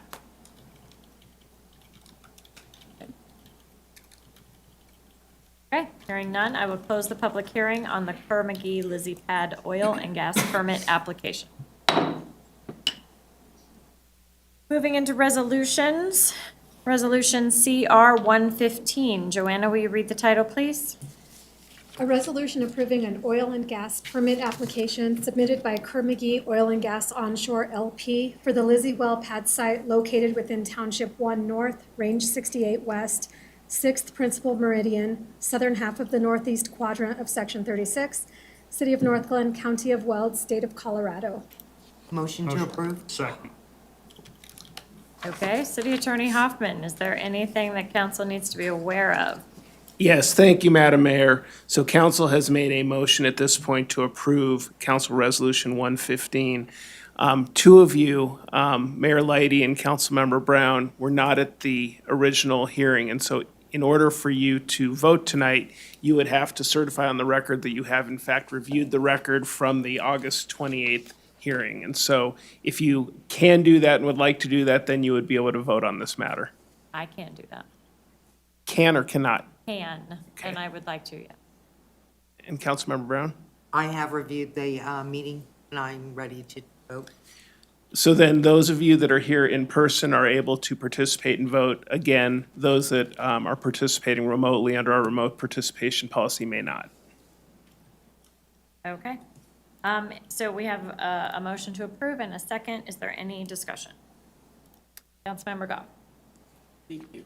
I just want to say, when we had our public hearing on this last month, we had North Glen residents and neighboring residents, Thornton and whatnot, who did not want this operation. And I want them to understand that we cannot just say, no, we don't like it, or, we think it's ugly, or whatever. We just had this presentation, we've had questions or state guidelines, we have to follow all of that kind of thing. I want to know, everyone listening, that if you don't, whatever council's decision is, if you want to give feedback to the state, because they're this Wednesday, 2 days, are going to make a decision on this if this moves forward. I want people to be aware that they can contact the Colorado Energy and Carbon Management Commission to give their input on this decision or make some kind of a statement. The phone number is 1-888-235-1101. And the website, which you can, right on the page, it lists like the Wednesday, September 27th meeting, Zoom meeting participation. You can just click on the link, and then you'll be there virtually to give your comments or just to hear what's going to happen. Anyway, that website is ecmc.state.co.us. And if anyone wants, they didn't hear me say it properly or they want to know more information about that, please feel free to email me or contact me in some way, and I will I'll give you that information. And I just wanted to just go back on my previous concerns when this was first presented, that I think that Colorado, and especially the Denver metro area, which includes us and Weld County, are already violating ozone standards. And everyone knows this is unhealthy for all Coloradans, and that does include North Glen residents. I know this company has all kinds of safety measures, and I have no doubt that they will do their best to follow them. I also know accidents do happen, and so it's a concern that I hear from residents about this. And I do feel like the adverse effects that North Glen residents and others, but on North Bend City Council, that come from things like the air pollution, and transportation is the largest cause of GHG emissions in this area. And so, to me, the production of a fossil fuel to be burned in vehicles will only contribute to the problem, and the state of Colorado is still in the process of studying cumulative impacts. So we don't really have data on that to determine how this is going to affect our residents in combination with all the other stuff that's already in the air. And then, of course, we aren't even talking about water and issues that our state has about shortages of water and how much water is used in this kind of a production. So I just want residents to know that I have heard their concerns, I share their concerns, and this is where we are. Thank you. Councilmember Jaramillo? Thank you, Madam Mayor. I want to state that I thought it was discerning and that they did not address benzene in the water studies and monitoring. And I have concerns for the 50 eligible water wells and the one municipal water well that was unknown to their staff and everyone else here. Since they're going to be asking for permission to do studies, and they were unsure which municipality owned that particular well. And that's within 3/4 of a mile of the horizontal drilling. And what I received from some of the statements is that the Lizzie pad will be sold, that North Glen may not be dealing with the same KMOG conglomerate here over the cradle to grave of this oil well. It'll be turned over to sales. That statement there really got me. So also that they cannot disclaim the amount of money that they're going to be making, even a ballpark amount of how much oil going to be extracted, is concerning. So for all those reasons provided, I'll be voting no. Section 34 is owned by Greeley. Greeley? Mm-hmm. Jeez. I looked it up on the. Are there any other comments from council? Okay, please open the vote. The vote is open. May I ask a question, Mayor? Sure. I'm kind of confused, and I want to make sure that I vote the right way. Okay, so if I am approving for them to move on with their lives and all that, I'm going to do a yes, right? If I'm not approving, I'm going to do a no? Just wanted to clarify, I didn't want to vote the wrong way.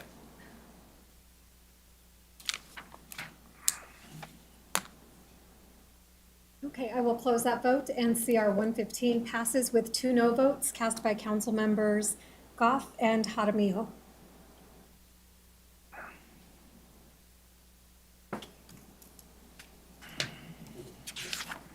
Thank you for your very informative testimony today.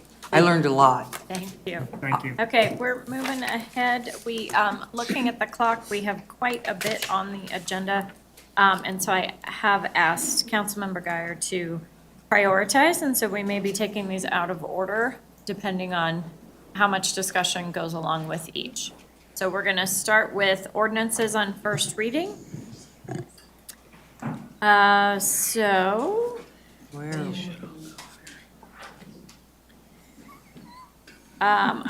think, yes. Madam Mayor, if I could, for certainly the ordinances on first reading, the two land use ordinances will have public hearings, so I would suggest those can be done fairly quickly, because I would recommend that the meat of those is the public hearing. And then I would hope that as to the vehicular public nuisance ordinance, that too should be quick, with much of the meat to be discussed on second reading. Okay, I mean, I think we can try all four of them. Yeah. It's just a little unpredictable how long Fair enough. items go, so, but I think it's a lot earlier than I was expecting the room to vacate. So we will start with ordinances CB 2010. Joanna, will you read the title, please?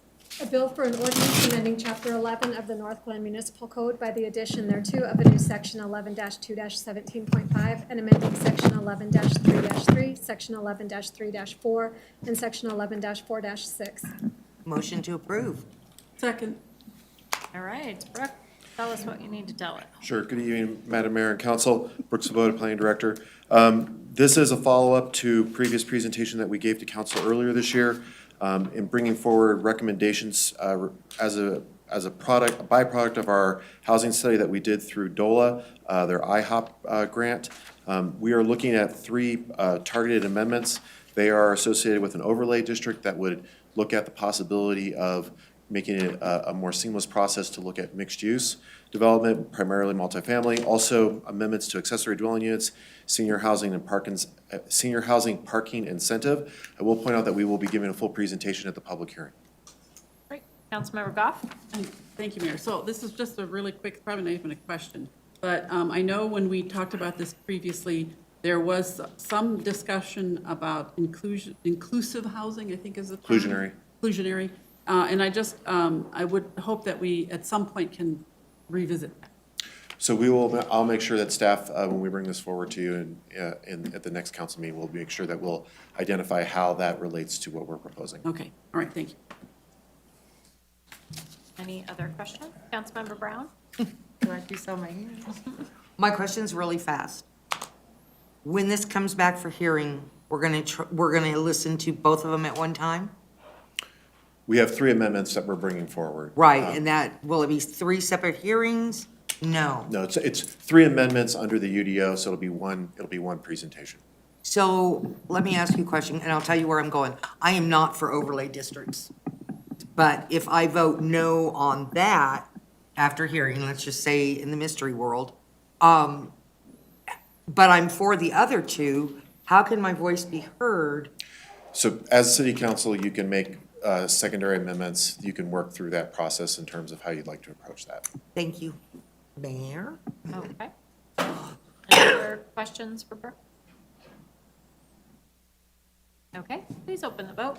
The vote is open. Councilmember Burns, how do you vote? Yes. Thank you.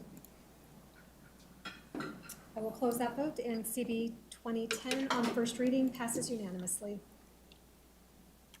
Okay, the next one, CB 2011. Joanna, will you read the title, please? A bill for an ordinance amending Chapter 7, Article 10 concerning vehicular public nuisances. Motion to approve. Second. All right, Deputy Chief is here to provide a summary. Good evening, Madam Mayor and Council. So these are just a few brief amendments to the vehicular public nuisance ordinance. The changes establish less restrictive notice service requirements upon owners and parties that have an interest in the vehicle. It provides an amendment to further clarify the time frame required to vacate or modify temporary restraining orders and define notice and service requirements for the city when we're unable to obtain an ex parte order. We worked with the city attorney, Corey Hoffman, on this to identify meaningful ways that we could maybe quicken the process and make the process for notification a little simpler while still maintaining a low risk to the ordinance and its application. I'll be happy to answer any questions you might have on it.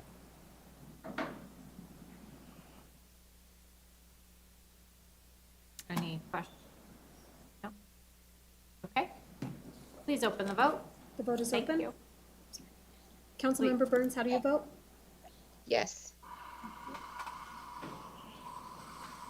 I will close that vote, and CB 2011 on first reading passes unanimously. Okay, CB 2012. Joanna, will you read the title, please? A bill for a special ordinance vacating public easements for the construction of the Alexan North Glen multifamily development project. Motion to approve. Second. All right. Good evening again, Mayor and Council. Here tonight, we have a council bill that's taking into account the vacation of several pre-existing utility easements that will be no longer needed for the development of Alexan.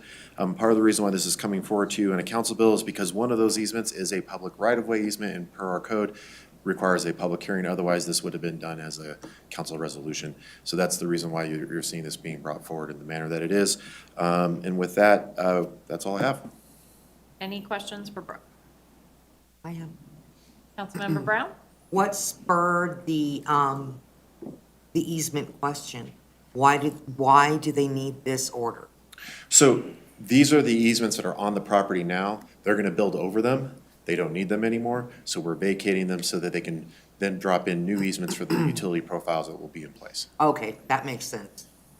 Okay, thank you. Councilmember Jaramillo? Thank you, Madam Mayor. I was just wondering when Alexan will be built and up and ready. Is there like any So they are currently doing plan review for their building permit. Okay. And part of the issue here is they can't start until we get this issue taken care of. Okay, cool. And how many floors are we looking at? So I believe it's 355 multifamily dwelling units, and I can't remember, I want to say it's 6 stories, 5 or 6 stories. It'll be our first mid-rise multifamily in the city. Cool. Okay, please open the vote. The vote is open. Councilmember Burns, how do you vote? Yes. Thank you. I will close that vote, and CB 2012 on first reading passes unanimously. Okay, CB 2013. Joanna, will you read the title, please? A bill for a special ordinance amending the 2023 budget, recognizing revenues and appropriating expenditures by supplemental appropriation for the payment of the costs and expenses of the municipal government, agencies, and offices of the City of North Glen, Colorado for the fiscal year beginning January 1, 2023. Motion to approve. Second. All right, Jason Loveland is here to provide a summary of this item. Hello. Hello, good evening, Mayor and members of council. As Joanna eloquently read the title, I won't repeat that, but this is to make quick amendments to the 2023 budget. Outlined in the memo are all items really that have come forward in discussion for Broncos funding that we had received. As far as you can see, those budget amendments being included here for Adams County scholarships or school district scholarships, youth scholarships for NAHF, allocation of funds to Odell Berry Park are all categorized here. Additionally, there's some ARPA allocations for vehicles. You'll see that on the revenue and expenditure side of things. And also some other grant awards that you have either previously been made aware of through an application process or through a contract award using those grant funds. So staff recommends approval on first reading, and we'll talk more about it October 9th, if approved tonight. Councilmember Brown? I'm just wondering, the methamphetamine abatement, was that the cost after we condemned the house? Those were actually the costs associated with identifying and cleanup of city facilities, restrooms. Oh, city facilities, okay. Yep. Okay, sorry about that. Councilmember Long? Yes. Hello, Jason. This is the Bronco sales money? Yeah, a portion of this allocation, Substantially, half, what? of this, The total this is what? total. The total that we're allocating right now is $30,000 for the youth scholarships to the Adams County School District Foundation, $30,000 to the Arts and Humanities Foundation here at North Glen, $136,000 for the Odell Berry Park. Those are the three items that are tied to that. Additionally, we did an allocation for, why don't I see it on here? We allocated additional funds for the aquatics gym piece. So of that, I think $394,000 that we received, that's where that allocation went. So we're gonna add it to the budget and spend it this year? Correct. Okay, thank you. Yes.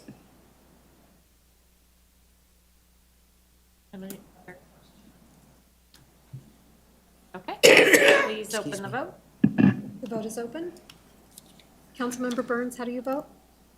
Yes. Thank you. I will close that vote, and CB 2013 on first reading passes unanimously. All right, resolution, CR 120. Joanna, will you read the title, please? A resolution approving the 2024 Parks and Recreation User Fee Schedule. Motion to approve. Second. Amanda Peterson, our Director of Parks, Recreation, and Culture, is here to provide a summary. Hi, Amanda. Good evening, Mayor and Council. So each year we review, the Parks and Recreation Advisory Board reviews our user fee guidelines and updates those as necessary, which they did this year. Staff then utilizes those guidelines to review the current user fees and make recommendations for modifications as you see before you. The general factors that they take into consideration when making those recommendations to you are primarily the market, so what others are charging. 2, the cost to provide those services, and 3, the level of public or private benefit. So this year, staff did conduct a fee survey, made recommendations to the Parks and Recreation Advisory Board at their regular meeting in September. The board did approve the fee schedule unanimously as it's presented here tonight. The proposed changes are highlighted in yellow in your packet, as are changes that were approved in recent years, and include the addition of new program fees for programs like pickleball leagues that have been added this year, the elimination of fees that are no longer used, the expansion of ranges to allow for program flexibility in class length or format, market adjustments in a few program areas, some market adjustments and cost of service adjustments in theater rental rates. We did not make any changes to our proposed drop-in rates this year. All of those adjustments were in either rental rates or program fees. And with that, I would be happy to answer any questions that you may have about the proposed fee schedule. Councilmember Goff? So you might not be surprised I'm going to ask about pickleball. So I see a pickleball league fee for 5 weeks. So what would someone get for that? What is that? So league fee would look very similar to like a basketball league. So an organized competitive, recreational competitive league play. So where you have an organized team, organized schedule, there's a bracket that's played over the course of a period of, I believe this one is set as a 5 or a 6 week league play. So I guess one of the questions I had about this, because I know we're trying to get the league going, does the city provide, referees for these, or? Yes, with league play, we would provide referees. And then what about like t-shirts? Typically with league play, we do not. Adult league play, we usually don't provide T-shirts. With kids' leagues, we typically do provide T-shirts, so. I'm glad the kids get them, but I Yes. just wanted to get some information on that. You're welcome. I just learned. Can I be on? We're gonna have to buy her a shirt and get her in the gym with some Rocky music before she goes. We're expecting a Councilmember trophy. Jaramillo? Thank you, Madam Mayor. What are the fees that are no longer in use? So they're highlighted in gray in the packet there. Some of those are simply class formats, so they're not necessarily a class we're not offering. We've simplified some of those fee types, so rather than breaking out, we're offering a 7-week basketball league and an 8-week basketball league. We've just simplified that in the fee schedule, said here's what it is for a 10-week league, and we'll prorate it if it's a different league length. So we've eliminated those multiple fee types so that we're not lengthening that schedule for you. So, I mean, I've played in basketball leagues as an adult and as a child. So, do you think maybe the costs are too much and people don't want to pay that much to be in the league? No, we're not eliminating the league. Or the fee? We're just eliminating the fee type. So Oh. rather than trying to guess every single length of league we're offering, we just put it in the schedule. If you look under basketball league, because it was changing so many times season to season, under basketball league, flipping through pages here.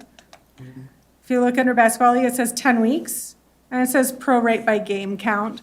So we just put a single fee in there at $570 because most of our leagues for basketball are 10 weeks. If we need to do a shorter or a longer period, we'll just prorate it down rather than trying to use those 7 or 8 week leagues that we don't typically do and having one in for every single possible number of weeks of league play you could have in there.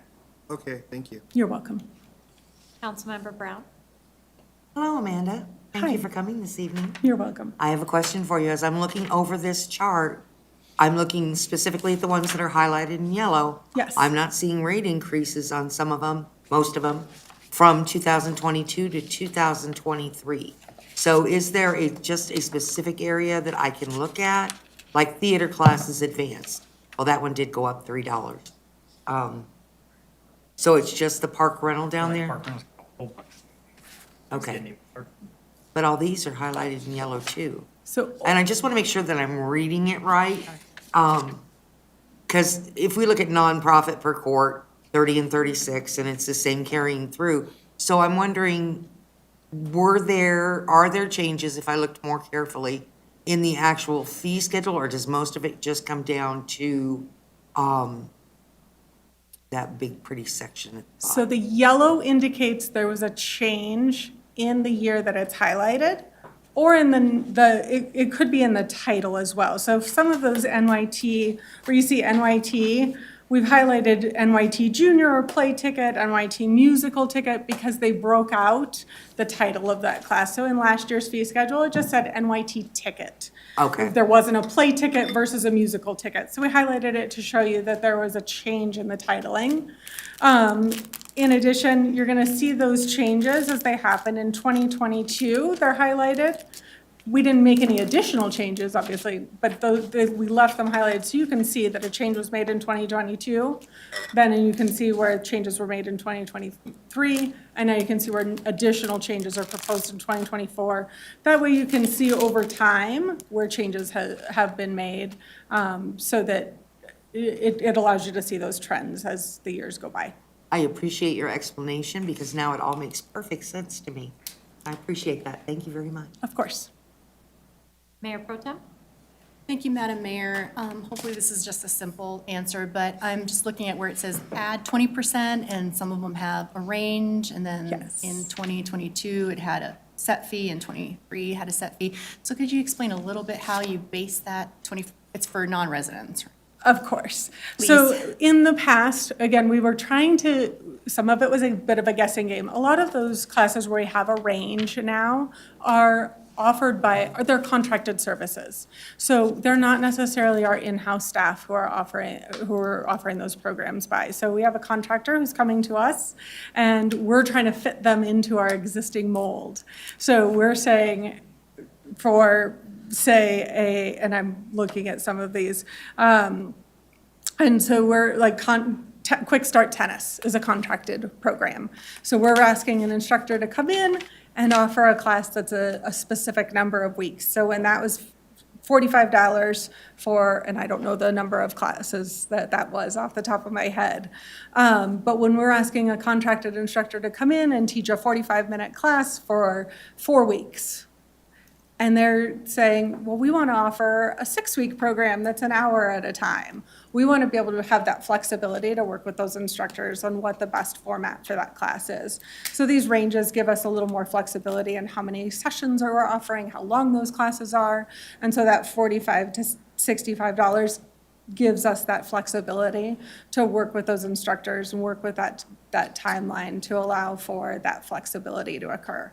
The 20% then is whatever we're charging for that individual class for our residents. Our non-residents are 20% above that. Does that help? Makes perfect sense, yes, Okay. thank you. You're welcome. I think that was it. All Thank right. you. You are welcome. Please open the vote. The vote is open. Councilmember Burns, how do you vote?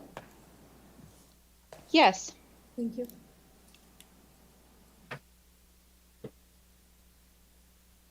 I will close that vote, and CR 120 passes unanimously. CR 127. Joanna, will you read the title, please? A resolution of the City of North Glen opposing Proposition HH, an undue limitation on municipal budgets and local control of property tax relief. Motion to approve. Second. All right, City Manager Heather Geyer will provide a summary. Thank you, Mayor and Council. Jen Castle from our lobbying team is here, and I'm going to ask her to provide an overview because the chunk content of the memo was the analysis that Bowditch and Castle did for council's consideration. Thank you, Heather. Good evening, Madam Mayor and council members. Thank you for having me tonight. Sorry Ed couldn't be here. I give him full credit for the summary that is in your packet, though. So you have the summary. You also have some good information from the Blue Book that was just put out not too long ago. There's a lot of that information comes from Legislative Council, which is a nonpartisan staff group down at the Capitol, but there is, some arguments that were proposed by the proponents and the opponents, so that information isn't necessarily, unbiased. But in our summary of Proposition HH, there's essentially 4 main points that we wanted to get across. There's some other details and aspects to it, but that's really getting into the weeds a little bit. So those 4 things, just to highlight and mention, the first thing that Prop HH will do is lower your lower assessment rates for both residential and non-residential by certain amounts. And then the second thing that it does, it's going to essentially increase the Tabor limit. It's going to debruce essentially some of Tabor for 10 years. It'll be inflation plus population plus 1%. So the state will be able to retain that revenue. The third thing that Prop HH does is that it is going to equalize Tabor refunds. So last year, you remember you received your $750 check in the mail, and that was essentially just kind of based on it was based on income. This year, it will be equalized to where every taxpayer will receive about $900. If you're a single filer, if you're a joint filer, it's about $1,900. So those individuals that make less income will actually receive more of a Tabor refund, and those that have higher incomes will receive less of a Tabor refund. And then the last thing that Prop HH does is that it allows the senior homestead exemption to become portable. So to qualify for the senior homestead exemption for right now, a senior has to live in their home for 10 years. So this would remove that year requirement. I will also say one other thing as well too, sorry, because it is in the summary. There is backfill that goes to local governments. However, it only goes to certain local governments that have less than a 20% increase in their assessed property values. So there is some state backfill. And I'm happy to answer any questions as well too.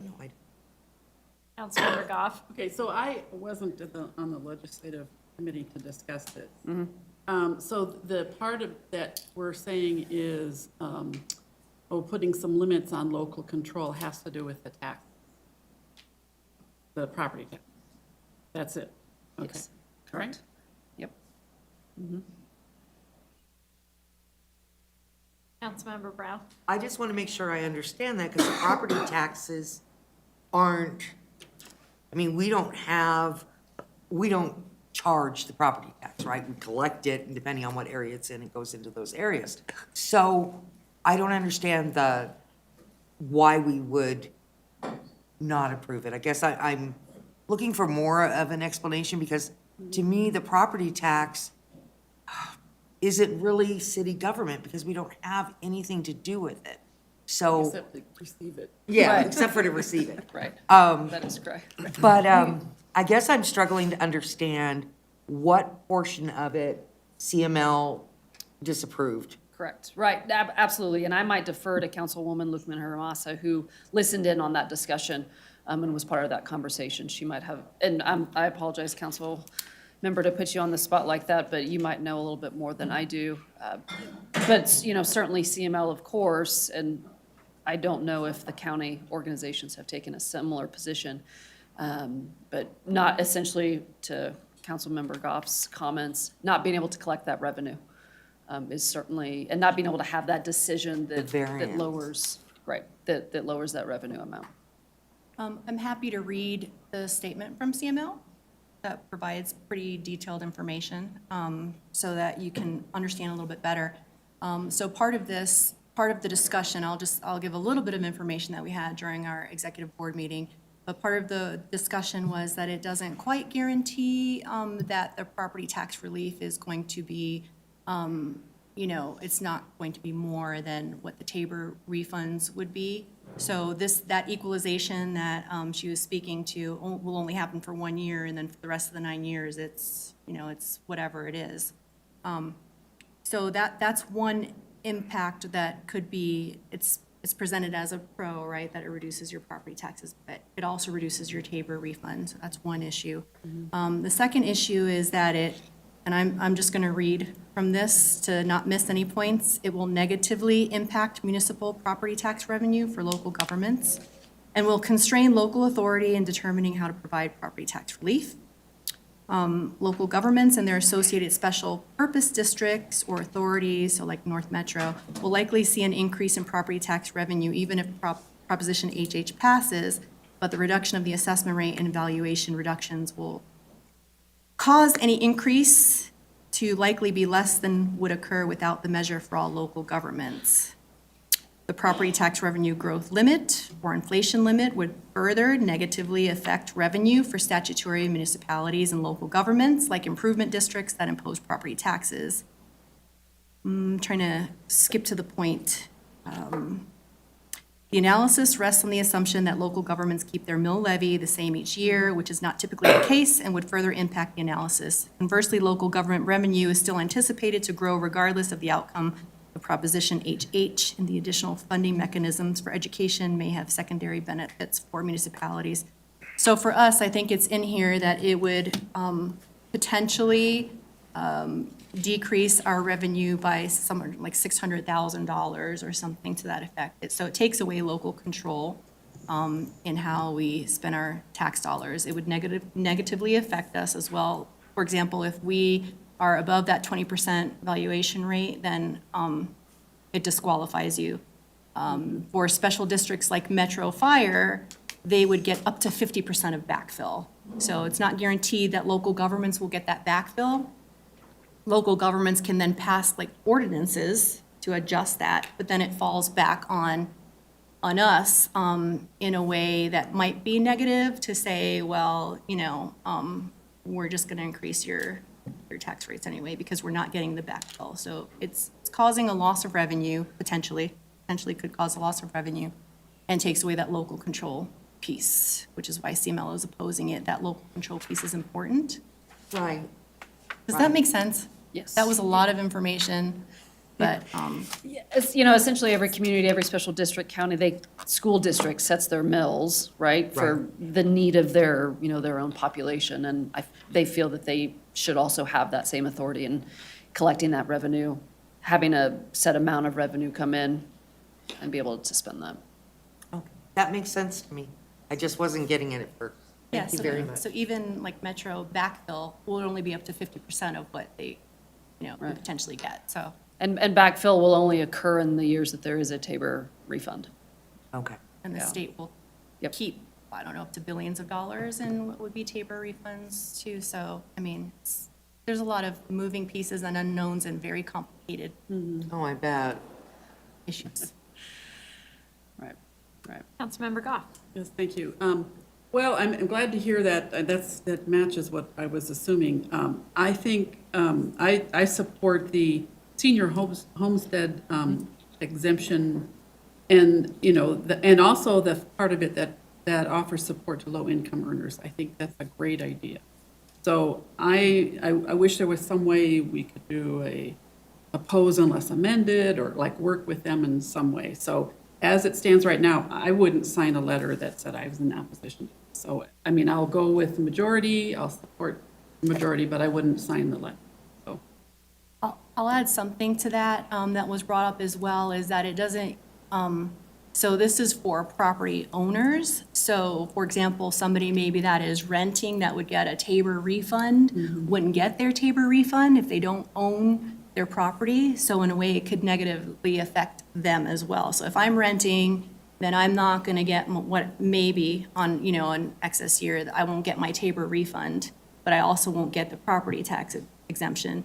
And there is a portion that goes towards renters, but it's unclear because there's a lot of people that would want that assistance, and it's not sure how much they would actually get, if that would even make up for their lack of Tabor refund. And the legislator could extend this after 10 years with no ballot vote required. So this could go on forever. I mean, it's hard to make a decision on this, I totally get it. I just feel like I can't sign a letter to say I'm completely in opposition, and if it goes out to the voters and they all decide one way or the other, that's their, you know, right to do so. Like I said, we vote, and I'm a minority, I'll support the city, but, you know, I wouldn't feel comfortable signing the letter. It's unfortunate they put senior homestead in I know. in that, Yeah, because I would support that separate. right. I am also with Councilmember Goff. I would support it if that's what you guys want to do, but I won't.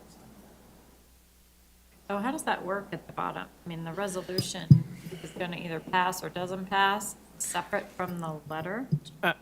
So, my understanding is this resolution was modeled after the one for 213. There is no obligation that you do the resolution in the same way you did 213. So you could simply do an amendment to the resolution to make it the standard form of opposition resolution, which would be only the mayor's signature and not all the council members. So that's certainly an option.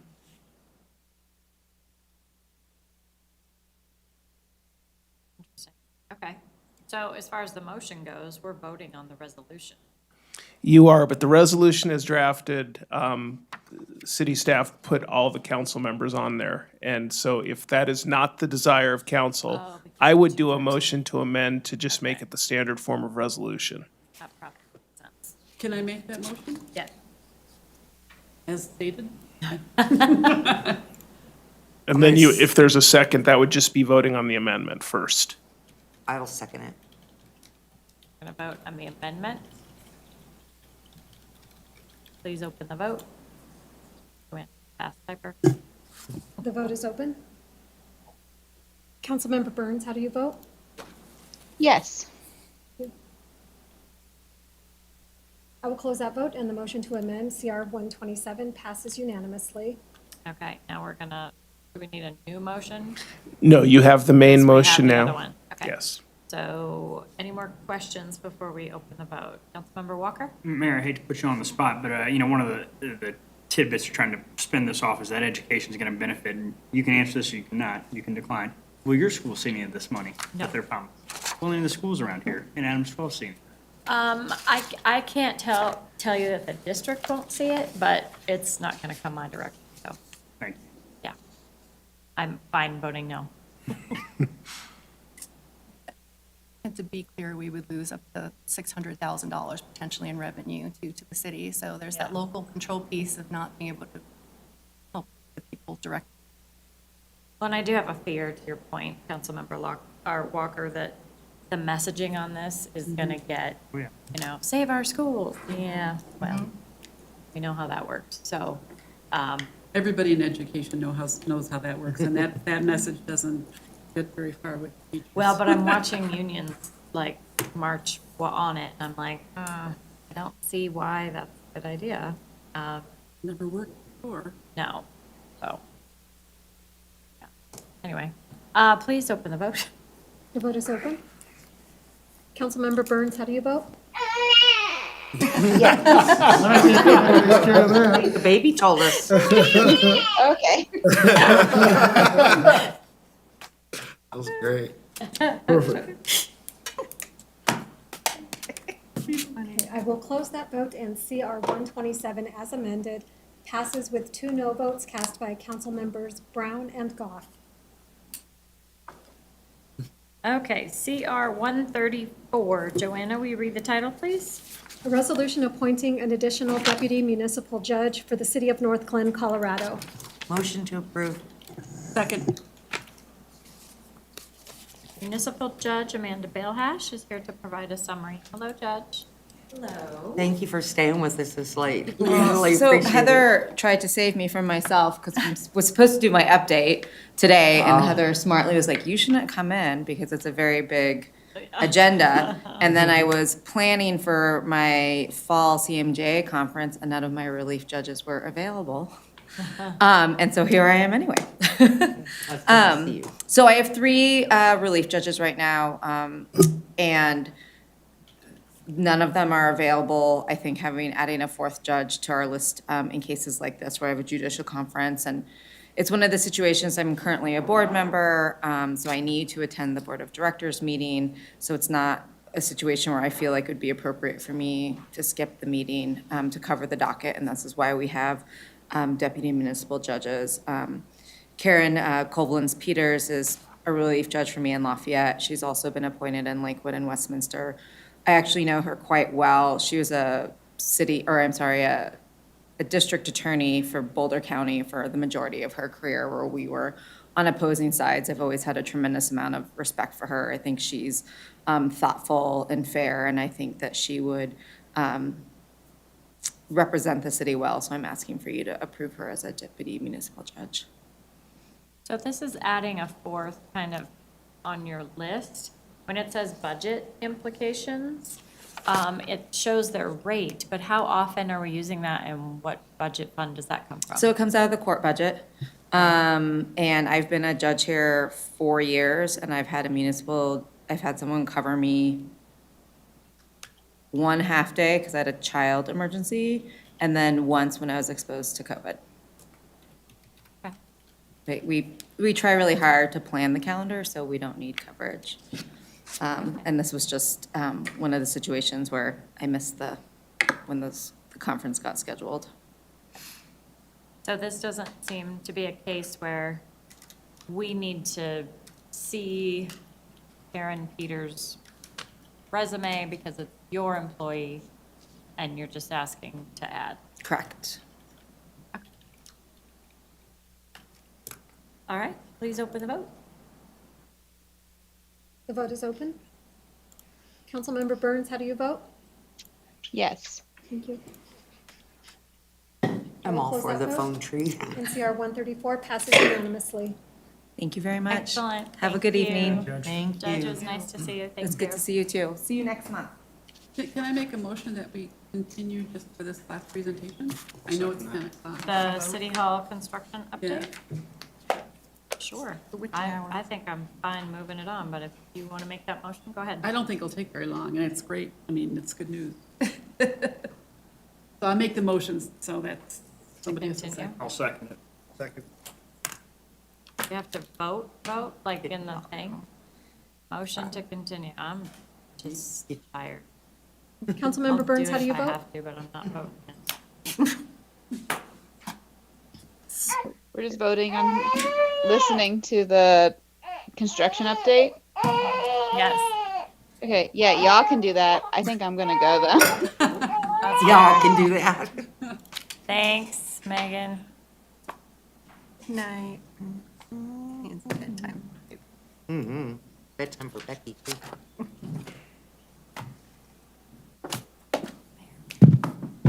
It's not registered It's not? I voted. Your thing's closed, right? I just closed it. Because I voted. How bizarre. Get a big old fat yes from me. Okay, will do. Thank you. Okay, so I will close that vote, and the motion to continue the meeting past 10 PM passes with one no vote cast by Mayor Leidy. I'm tired. I'm staying. Four score and 7 years ago, the city embarked on building a new city hall that is currently on schedule, on budget. We are wrapping up foundation, curb and gutters going in. We did have one issue come up last week with the weather event, where a portion of the foundation had to be taken out. They are working on getting that updated. They're looking to work over weekends to stay on schedule. And with that, I'll open up to any questions you may have. Mayor, Councilmember Brown? just one, really quick. That four of the foundation, that's at no cost, no additional cost to us, right? Or is there an additional cost to us? So it's a force majeure event because it was an unforeseen. We're working through with them right now that part of that will likely result in some type of change order, but we don't know the extent of it just yet. I love those words. Yeah, Force majeure. Okay. So it could come with a cost to us. It We- more we than will- likely will come at a cost. We're to gonna us. work through it and see where it ends up. That's what I tell my kids too. Okay, thank you. Thank you. Any other questions? Looks good. Great. Thank you. Yep, thank you very much. Thanks. Wow, thank God we went through that. Okay, well, public invited to be heard is next. Can't forget that, like I did the other week. This is an opportunity for public comment. Jason, what would you like to say? Is there anyone on the phone who would like to speak to council? You may press *6 to unmute. Can I just make a statement so it's on the record? And then you can call the end Sure. of the meeting? And she just bailed out. I think Diana did a great job and her team with Pirate Fest. Oh, yeah. I really do think that she deserves kudos and her team because it was a lot of fun. I volunteered right next to you with the Historical Society. I'm going back to where the funny alcohol people are. Nobody is still awake. Okay. It's too late. This meeting's adjourned. Thank you. Thank you, Mayor. Thank you. See, that was relatively Was painless. fast. Very nice. You're right. Checked off our list of things to do. It's just-